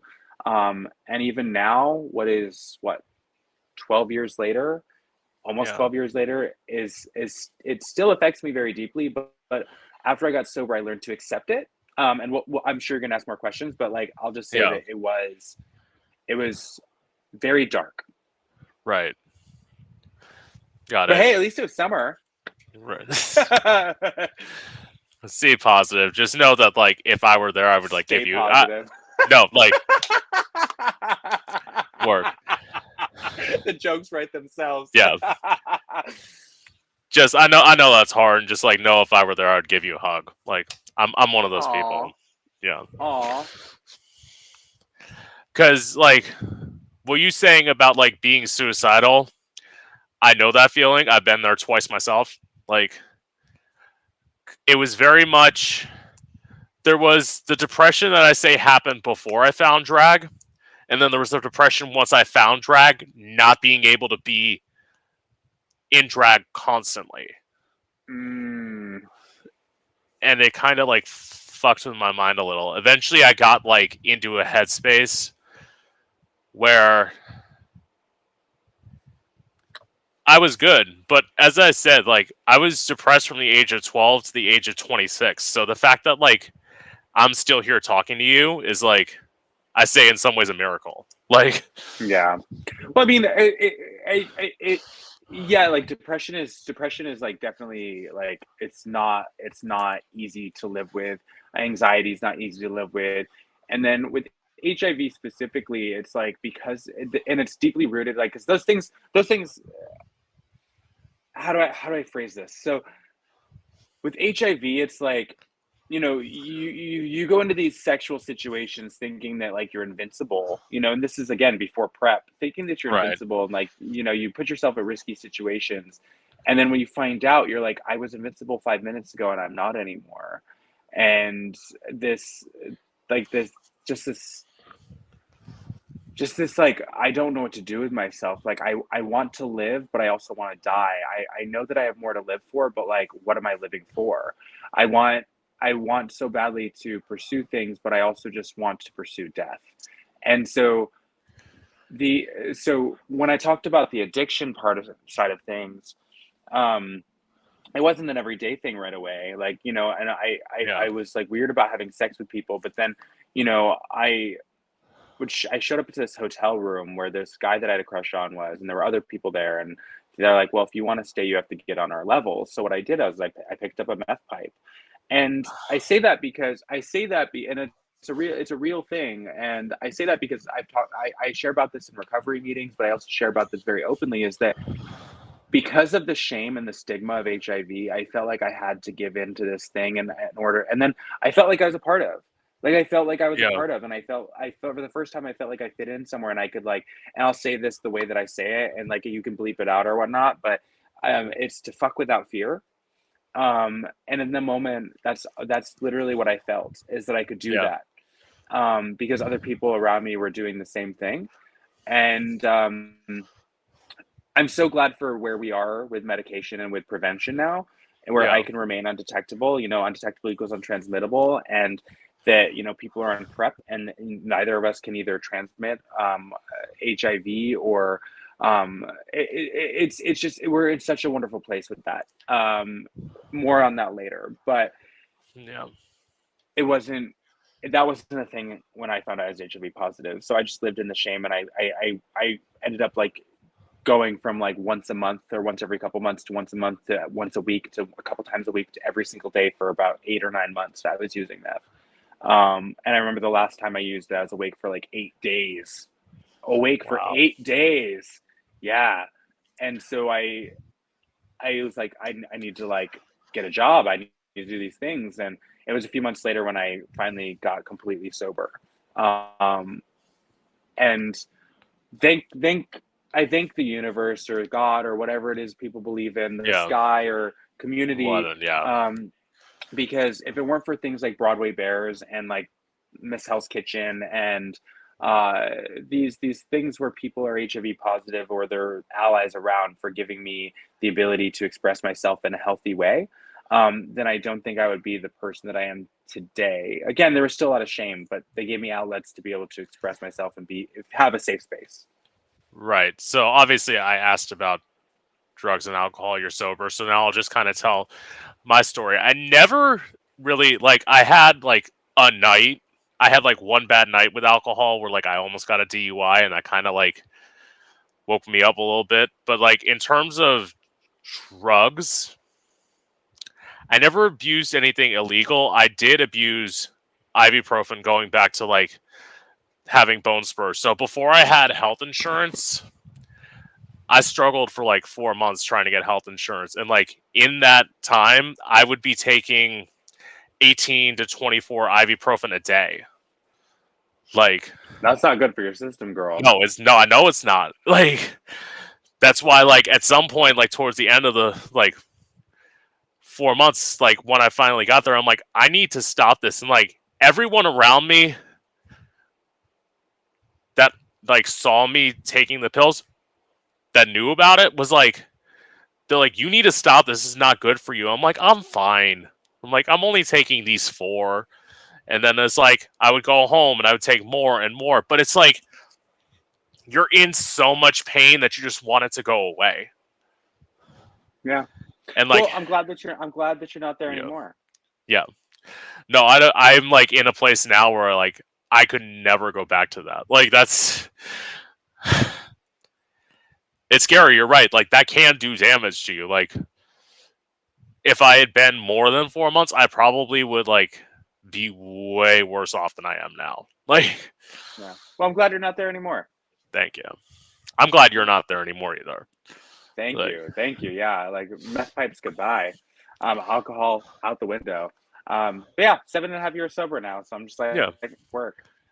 And like I am someone like in terms of performing, like I know how to perform sober. I really don't drink that much when I perform, like or hardly at all. There's some nights I'll have 0 drinks when I perform. Like and it's just because like I feel especially being a singer, like it's better for my voice to have water than it is for my voice to have alcohol.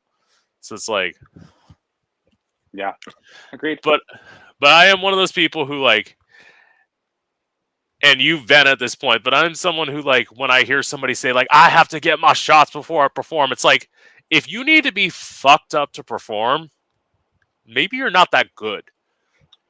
Well, I mean, I say this. I say when I used to do it, I did it more for a social lubricant, or I Yeah, did it for the liquid courage.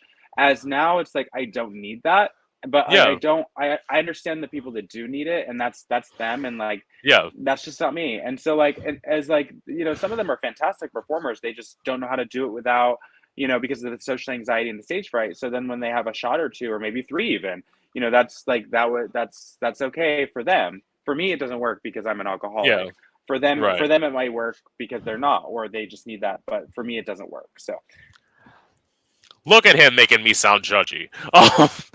no, no, no. I'm just No, no, saying no, no, that no. I'm kidding. Like, this is the thing about me. Even relationships and stuff now, I'm not perfect, but in general, yeah, like I try to reframe things in a more positive light because we as a community, we have to be our right. own best friends. First of all, we have to be like our best friends with ourselves. We also have to be Yeah, best friends with the people around us, and in the sense of like, you don't have to be friends with everyone, but yeah, in the sense of like, I'm here to support you, um, yeah, and whatever you're going through or whatever you need for you, even if it's not healthy for me, and I need to put up a boundary.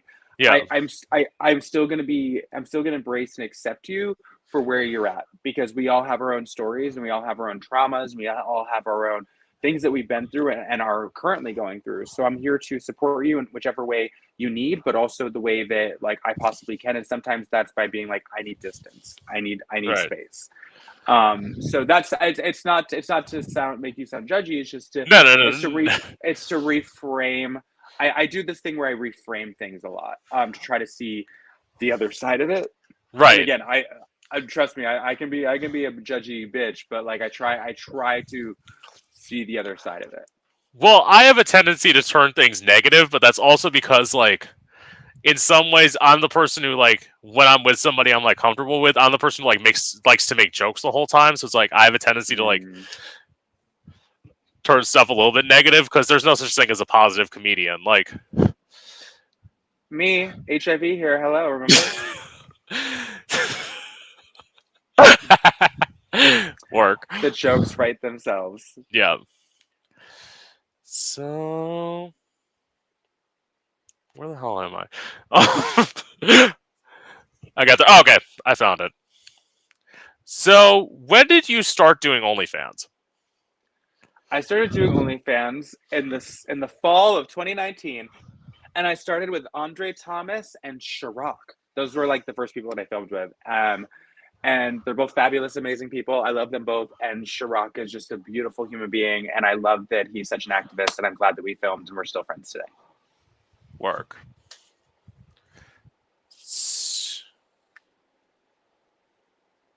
Well, you already said. I was saying like, who are some of the content creators you worked with? Those are the two that you first worked with. Anyone else you want to mention? I did a lot of solo stuff too in the beginning, but I filmed. I mean, over the years, I've filmed with lots of people now. And the and people that I never thought I would film with, like even people that like I'm friends with now, that like when I was younger growing up, and like these people that like gave me sexual awakenings just by being in a porno mag or in a porno. But like, Yeah. okay, so I've worked with everyone at this point. That was like somebody like that I wanted to. That's a lie. There's a few that I still want to work with, but I'm not really filming right now. So I've worked with like Rocco Steele, Diego Sands, Okay. Miguel Reyes, who's like Ray XXL. I've worked with Adam Gray. I've worked with, oh my God, who else? Ray Diesel. Um, I mean, I've literally worked with so many of these content creators. Jordan Starr, uh, Cole Connor. So a lot of the, and then even the people who have smaller accounts, just because sometimes those are the hottest scenes because you're not trying to live Good. up to something. But Right. like I really love I love the community for the most part. I'm a very energy person. So I've been in that energy before where it's just like about the work, but now I'm in a place of like my energy exchange. I'm protecting my energy. So if I even just like outside of filming when it comes to sex, but like I love I appreciate everyone that I filmed with. I've even done like content creator like getaways, like where we go to a retreat and we go to a house and there's like 18 of us and we all film a bunch of fucking for like like a few days or a weekend. Yeah, it's crazy. Yeah. But I've appreciated the experience of filming and of having this idea of sexual freedom and being a content creator and a sex worker and realizing like how much work it actually takes to be a sex worker. Where at like Right. one point in the summer of 2021, before I like really took a break from filming, Yeah. I was like one of the biggest up and coming bottoms on the scene.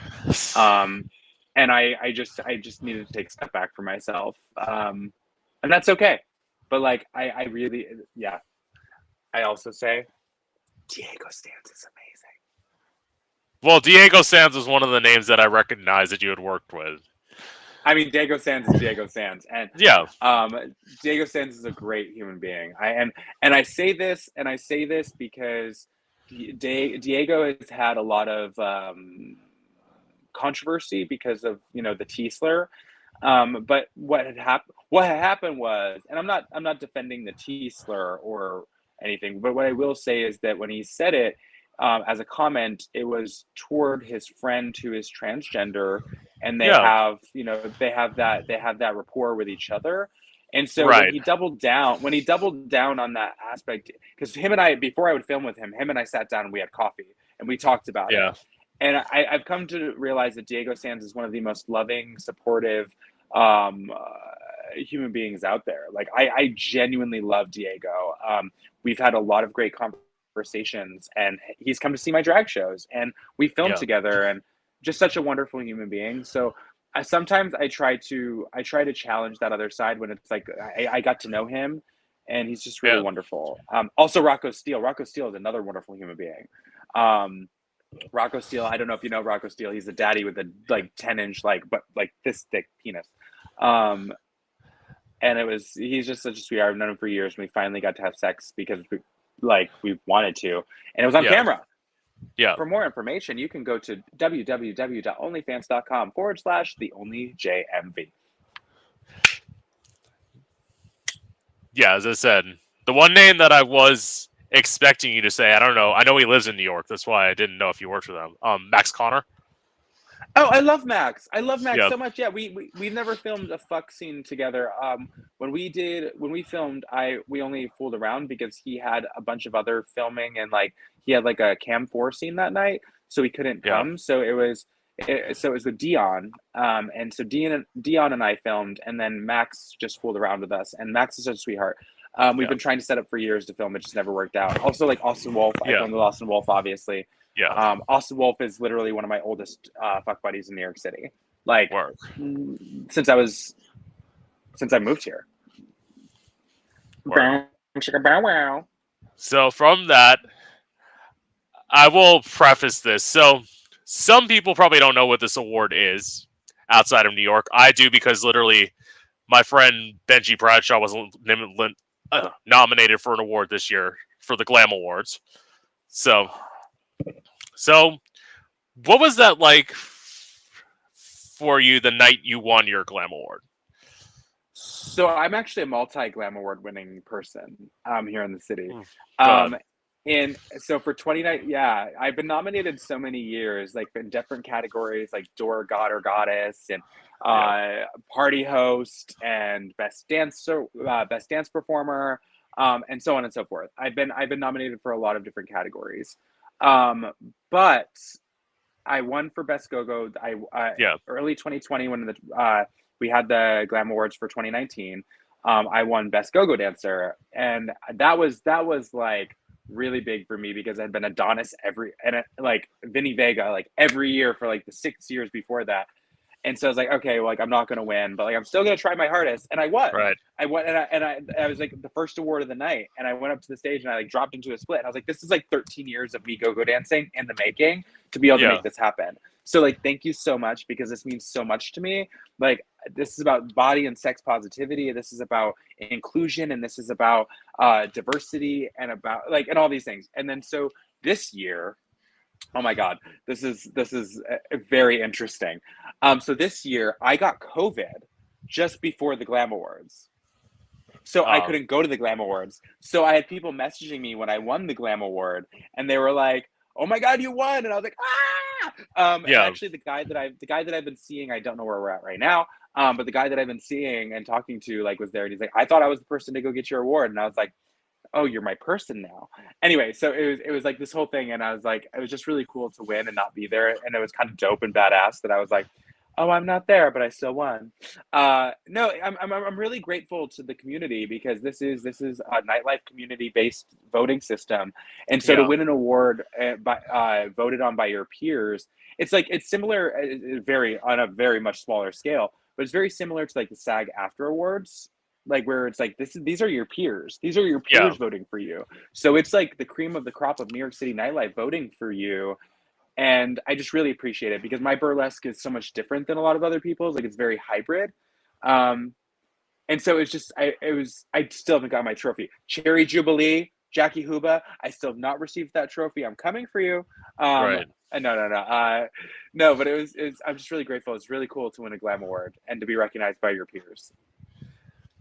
Which I will say, I only saw like clips because, again, as I said, my friend Benji was nominated this year. So like, I wanted to ask him. You missed. Well, you've probably seen this person perform before.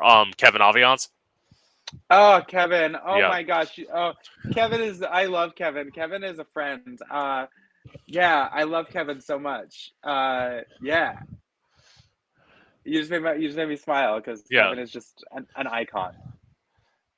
I know. I actually got introduced to Kevin Aviance through Hey Queen. Okay. So like, I think they were doing like some sort of fundraiser. I'm like, who is this Kevin Aviance? Like, but that's the thing. Like, I am one of those people who's like, and I will say this: if you only know drag queens who are in Drag Race, you need to branch out and expand what you know. I mean, like I said, my drag mama is Sherry Vine. Sure. So like Yeah. my drag family looks like Jackie Beat. My drag family looks like Joey Arias. My drag family looks like Raven O. My drag family looks like Linda Simpson, Varla Jean Merman. Like that's the lineage that I come from. You know, like that's the drag that I've like grown up on. Peppermint, Shaquita, old school drag. Like that's what I know. And it's like, as I say, through Hey Queen was like I learned about some of the older Russians. I'm gonna say I'm gonna say legend. I don't want to say old. I don't want to make geriatric. I'll say geriatric. Well, these are your friends.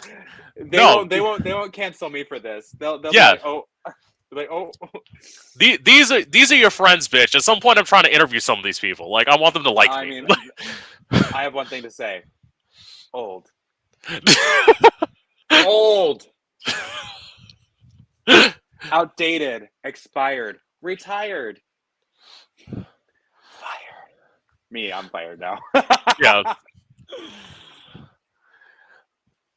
I think it's someone. But some of them still know how to party. I've heard crazy things about Shishi LaRue. Like, oh, Shishi. Yeah. I've known her for years. Oh, you want to talk about a good time gal? I love Shishi LaRue. Shishi LaRue is one of my favorites. I used to do events with her back when I was like 18 to 20 years old. I love Shishi LaRue. Shout out, big hearts to Shishi LaRue. Yeah, I don't know. She may actually see this. She follows me. She hasn't agreed. She hasn't agreed. Yeah, she hasn't agreed to come on here yet. But like, I've asked. You gotta stay built. I love Shishi.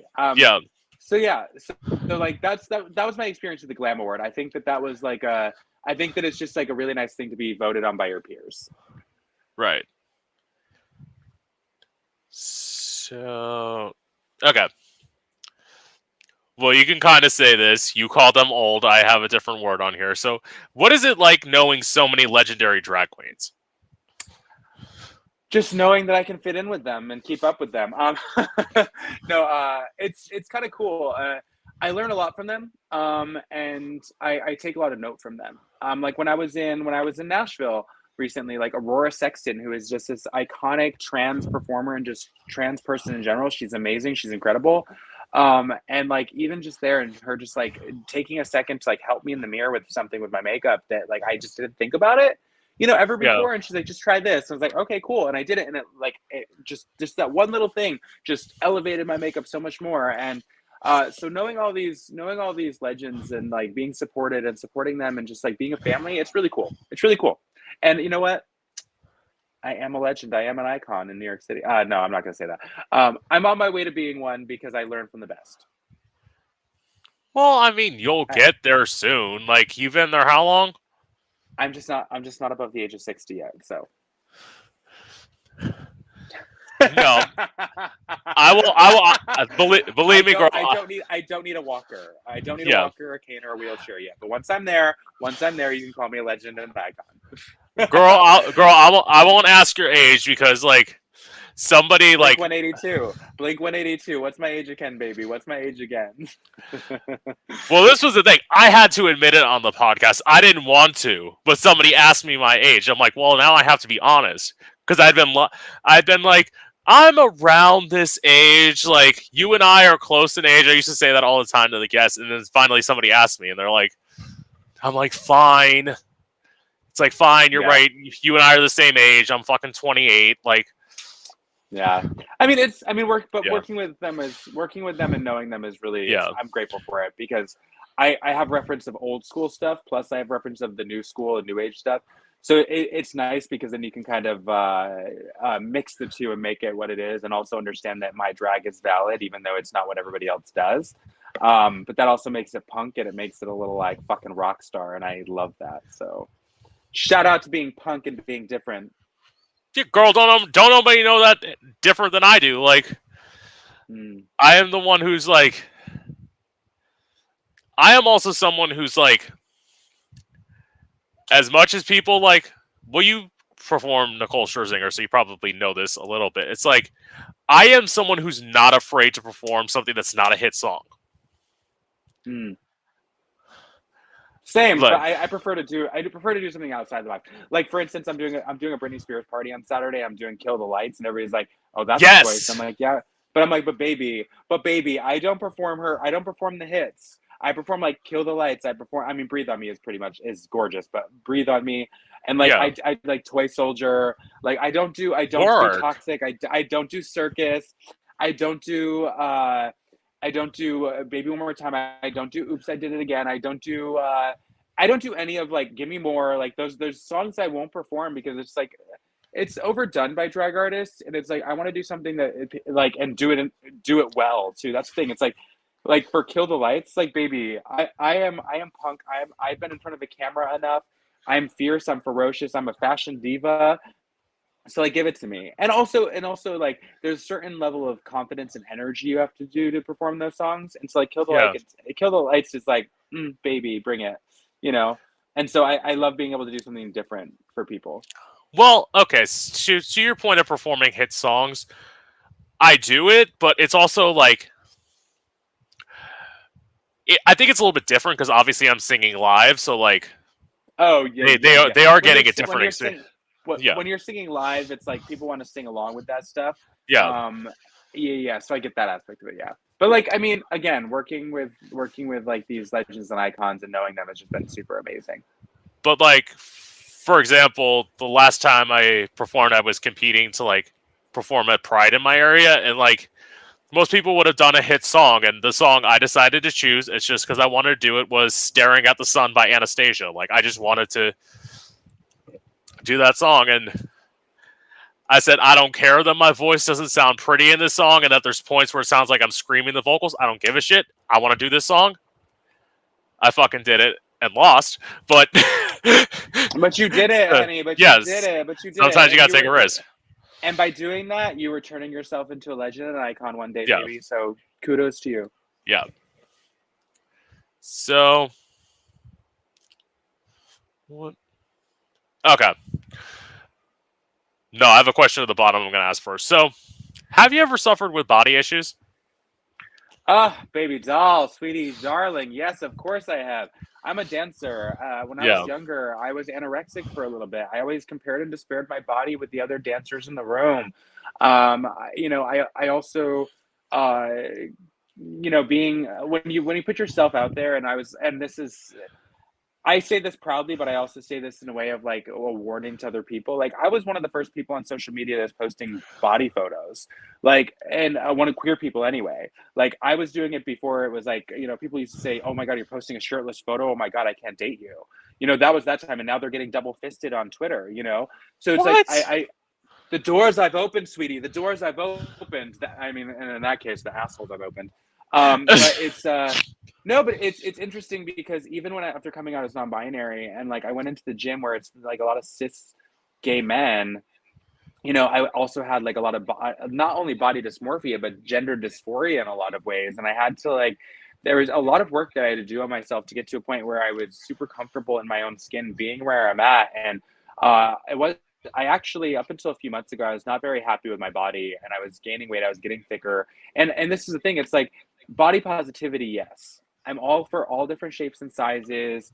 I think all different body types are beautiful. But for myself, I had it was so weird seeing my body in a different way than I had for a long time. And I had worked so hard to keep my body like being doing fitness and stuff. Like that's just stuff that I'm super passionate about.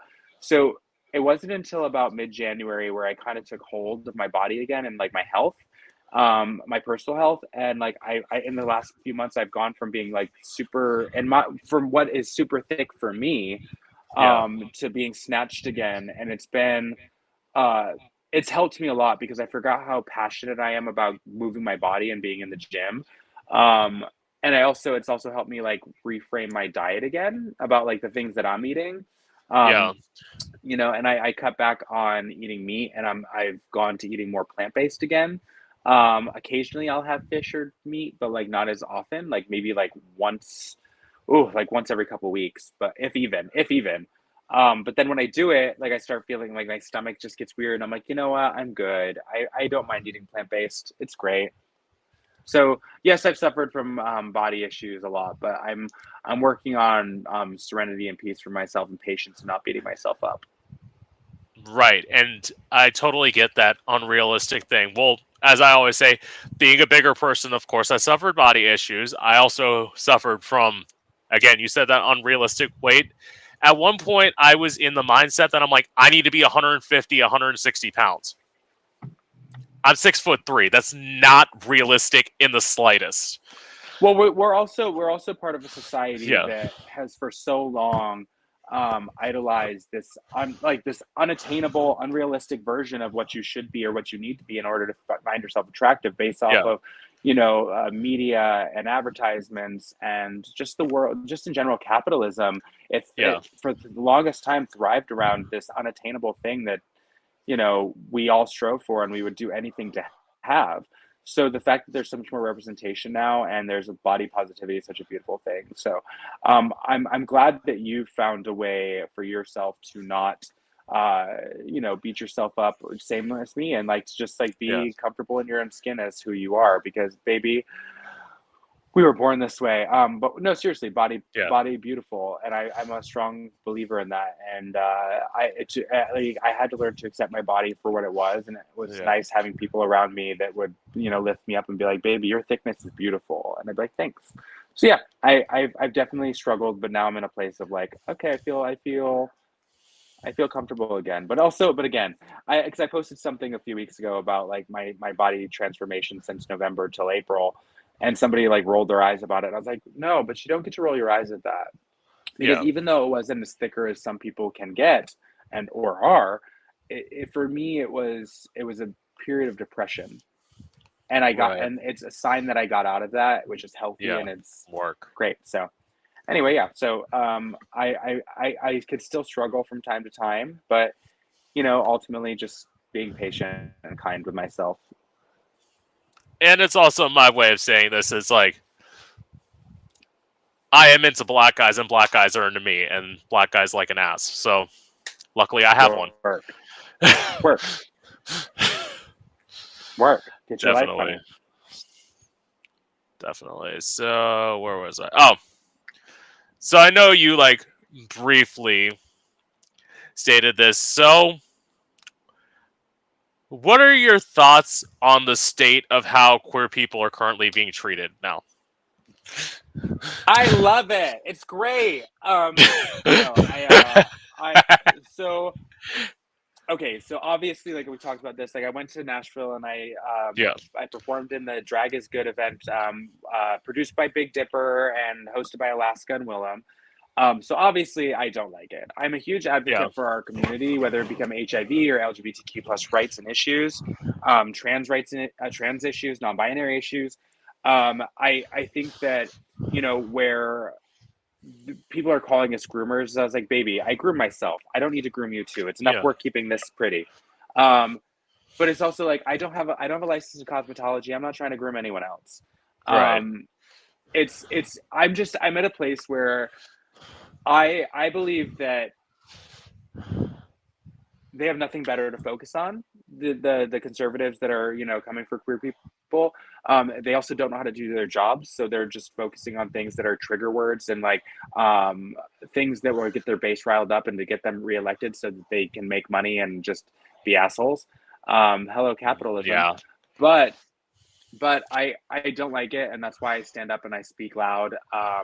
I'm just very loud about my thoughts and about what I'm feeling, and I will defend queer kids to the end of this earth, because I had very few, but I still had people defending it for me, and I had good representation. And I like even as a sex worker, as all the stuff that I've done, it's all experience to help me go help other people.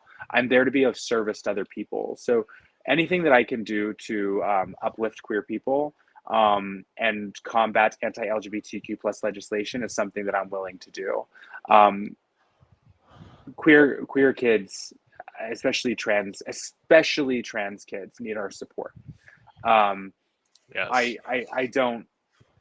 don't stand with any of this hateful rhetoric, and I'm also someone that right now I might be considering getting off Twitter because Twitter has silently opened up.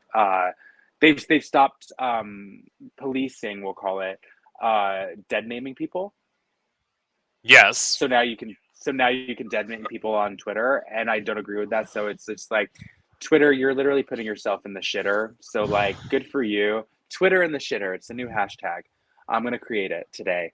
But it's just deplorables, deplorables. Anyway, that's how I feel about it, and I'm going to continue to fight for it, to fight for LGBTQ plus rights always. See, to your point of Twitter, this is my argument for all social media. It's like, if I didn't have like a podcast to promote, if I didn't have music to promote, I would not be on social media. Like, if I didn't have stuff to promote, I don't see the point in it. Like, other than like occasionally like Twitter porn, but like other than that, like, I mean, Twitter porn, hello. Yeah.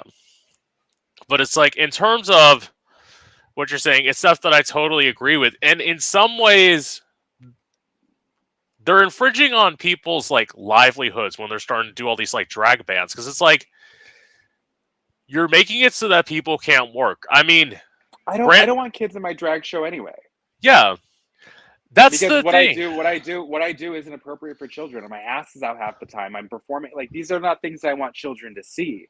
Like, that's why when they talk about great, like, like letter grading or like, ratings on shows, like my show would be like an R-rated show because I'm doing this stuff. But like, I don't want kids to be in my show. You know what I mean? Like, I want adults at my show. I want people who are mature enough to handle it. Like, hello. It's also like, you say your ass is out. Like, I'm the drag queen who doesn't pad, so like my actual ass is out. Like, same. It's out, usually covered in fishnets, but nonetheless, it's out. Like, I don't even have fishnets. Mine's just out. Yeah. Well, that's because a drag queen told me at one point before I started wearing fishnets. She's like, this was when I was a little bit bigger, so like, bigger than I was now. So like through the bone spurs, I was able to drop 40 pounds, and it was like the greatest thing that happened to me. So it's like, well, that's the only good thing about having bone spurs is I was able to drop weight. But other than that, so now it's like now I'll wear fishnets because it's like, yeah, like being 40 pounds heavier and being now, like I stretched all my bodysuits out. So like, yeah, my ass is out. Like, Come on, ass out, you yeah, know. But that's why we don't want kids at our drag shows. So parents, don't yeah, bring your kids to our drag shows unless we tell you that it's a rating that we want your kids there. Great, but until then, stop bringing your kids to our drag shows. Only if yeah, it's an age appropriate show. I'm just yeah, like, and I'm in this place of where LGBTQ plus rights still need to be fought for, and we're doing it by being on the front lines. yeah, and also like to this point, like even this podcast, kids should not be viewing this podcast. Like at some point, like I have the tendency to ask like sex workers and porn workers, I want them to get into details about stuff. Like when I had, for example, when I had Rico on, I wanted him to tell me the freakiest thing that happened on set to him. I wanted to know Right. that, and I wanted Yeah. graphic detail. Yeah, So like when it comes to queer rights, it's like obviously it's very similar to heterosexuals. It's like I'm not gonna take my kids to like a strip club. Like that's just not something I'm gonna do. You know, yeah, but like but maybe I want to go on the weekend and be like, hey, I'm gonna get freaky deaky. But like that's the thing. It's like why come for us? Why not? Why? Just back off, stay in your own lane, and be more loving and kind. That's all. right. Anyway, So, okay, so no, you already answered those two. So now to my final question, the one that always makes people think. Well, not everyone. Some people have an answer like that. It's what is the biggest misconception about you? Oh, that's a good one because I don't. Okay, so it's funny. This is actually really funny. So I'm very aware of myself most of the time. I'm very aware. I'm a very emotional person, but I'm not afraid to express my emotions.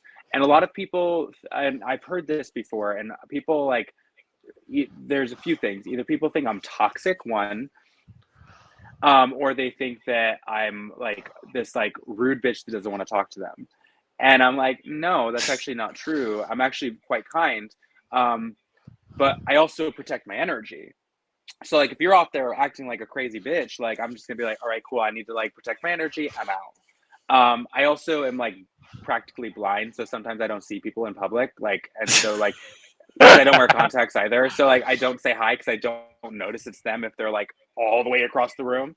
But as far as being toxic, I think it's interesting because I express myself very thoroughly and very precisely, um, and I'm very articulate. I'll put it, and so people misconstrue that sometimes for being toxic, which is just I guess an example and a way of saying how weird times are that like you think I'm toxic because I have the ability to communicate what I'm thinking. Right. And I'm like, maybe that's just more of a sign that you need to go to therapy and learn how to communicate your thoughts in a more dynamic and precise way. And again, I'm not perfect. Like I have my times, but like I'm also just very sassy and me. And I'm not like if I'm gonna be rude to you, like it's probably because you did something like really offensive to me. And half the time I just kind of be like, you live your life. I'll be over here until you decide that you want to act Right. appropriately. Or, Yeah, so that's kind of me. And if I do act toxically, I'm also the type of person where I am aware, and it might take me a second to realize where I'm wrong, and I'll come back and I'll apologize about it later on, and I'll make an amends because that's just what I've learned to do. yeah. Um, but yeah, that's it's just it's funny that people would say that about me, and I'm like, all right, well, you live your life, and also people have that misconception of me because they've known me since before when I was drinking and drugging. Yeah. So I was a much different person then, and so when they talk Yes, to me now, they're obviously. like, they're like, oh, I'm like, yes, who I was 10 years ago is not who I am today. Yeah. Go figure. If I were, then I would say yes, call me toxic. I would say I've never answered this question accurately. The one thing that I would say probably is a misconception of me is that like I can be shady. A lot of the times it's not Guilty. intentional. Well, this is my thing. Like, you can literally see it. Like, once we're done, like, you can go look at the first interview I did with Phoenix, and like, there are 2 times Phoenix called me out for being shady, and it wasn't me being shady. It was just the way I wrote things. Like, Mm. literally, like, when I was like writing the like intro bio, I said like former star of For the Love of Dills because they had just gotten eliminated the week before, and like, dude, and he's That's like, funny though. That's funny though. yeah. That's funny. And the other thing I did was I asked him if he had real friends, and like that's Oh, no, that's and it's like, and I'm like, that opened a conversation for me again. Like, as I told you before, first person I talked to in LA, I had a lot of misconceptions about LA going into the interview with Phoenix, and my mind got changed. Like, that can't I love happen. Phoenix. I love I know. Phoenix. I know. I love Phoenix too. I've interviewed Phoenix twice. Like, I love Phoenix. Oh, fierce. Yeah. Yeah. So I guess misconceptions. Misconceptions are all from a place of perception. So everybody has a different idea of who someone is based off of who they are. So it's just an interesting thing, and so like people can. And here's the end of this whole question for me is Yeah. that people can choose to think what they want to about me. Their perception of me is not my reality. Right. And so, like, their opinion of me is really none of my business. If they like me, great. If they don't, fantastic. But ultimately, I'm going to be me regardless. And yeah, that's that. And also, I think another thing is like a misconception about me. I feel like a lot of people think I'm shorter than I actually am. Like, Work. I guess like that's You know what? I guess I guess there is a misconception about me because I present very like male presenting in person. A lot of people think I'm yeah. a top. Girl, what? I'm not kidding. No, when Seriously? when I walk into a room, because I have such a strong energy that when I walk into a room, there are people that will be like, they literally think I'm a top. All the bottom's asses will turn towards me when I walk into a room, and I'm not kidding. And I do top occasionally, but like it's very because I'm also 6 foot. So like you have these like 5'7" bottoms who are like Yeah. literally their asses turned my direction. I'm like, well, if I were in the mood, but I'm not. So See, anyway, yeah. So it's just interesting. You can't see me that way because you've seen my Twitter, yeah. but yeah, I really appreciate this interview today. Like I Yeah. really like being able to discuss, have conversations with people, and we're on a platform where other people are going to see this and they can learn more Yeah. about you, learn more about me, and learn more Yeah. about queer people in their community, and who are from different places and different backgrounds. Yeah. And I do this, and like one of the things to like close it up, like why I feel like I share so much of myself with the guests is because I don't know if it's this way for every guest, but I want people to trust me. Like that's probably like my biggest thing. That's why I told you like my goal is not to make you cry. Like I'm not one of those like Diane Sawyer, Britney Spears, like got you. Like I'm gonna ask you all these questions to intentionally make you cry on camera for some like ratings. I fucking hate that. Like, well, I don't think that those people want to. They're what these journalists are doing is they're not sitting there to try to make people cry. They're sitting there to try to get the answer or the truth from them. Whereas this is more of an entertainment one where we're just talking about our experiences. So that's just me talking about my experiences. But I want to thank you for having me on today. Of course. I'm very excited. I'm going to promote this when it comes out. And so thank you for everyone that's going to watch this in advance. If you want to see me in New York, this will be up for, how long is this up for? Like 6-7 days after this? Well, this is the thing. As I explained to you now, literally since it's so early, I can probably like rip it, and we'll probably be up on YouTube tonight. On Twitch will be on Twitch it'll be up for 6 days, but on YouTube it will be up probably YouTube tonight. Forever. Yeah. Forever. Forever. So if that's the case, great. I'm very excited. Thank you for having me on today. When you see this, just know that in New York City tomorrow, Thursday, I'll be at Club Coming. Saturday, I'll be at Boxer's Hell's Kitchen. I'm doing 2 pop-up shows with another queen, and it's gonna be a lot of fun. It's Britney Spears night. Work. Give me more.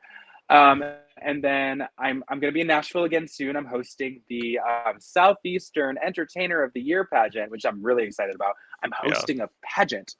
And then I'm doing a play that's coming up. Check it out. The Village Disco Musical, Broadway Bear season. So go donate. Follow me on all socials, The Only JMV, and on Twitter, The Only JMVX. Yeah. And remember that that's just my vibe. So anyway, with that, I'm definitely going to pay attention to you. If you're ever back in Florida, I'd love to meet. Like, let's do it. Yeah. I was just talking to Sin earlier because I might be going down to Fort Lauderdale in May, but I'm not sure yet. Yeah. If I get booked to Alibi, I'll definitely go, but otherwise I'll be down there soon enough. Yeah. But I thank you again for today. I appreciate you. Of course. And with that being said, this has been Gay Out the City. I'm your host, Prince Electro Diamond, and I hope you've enjoyed.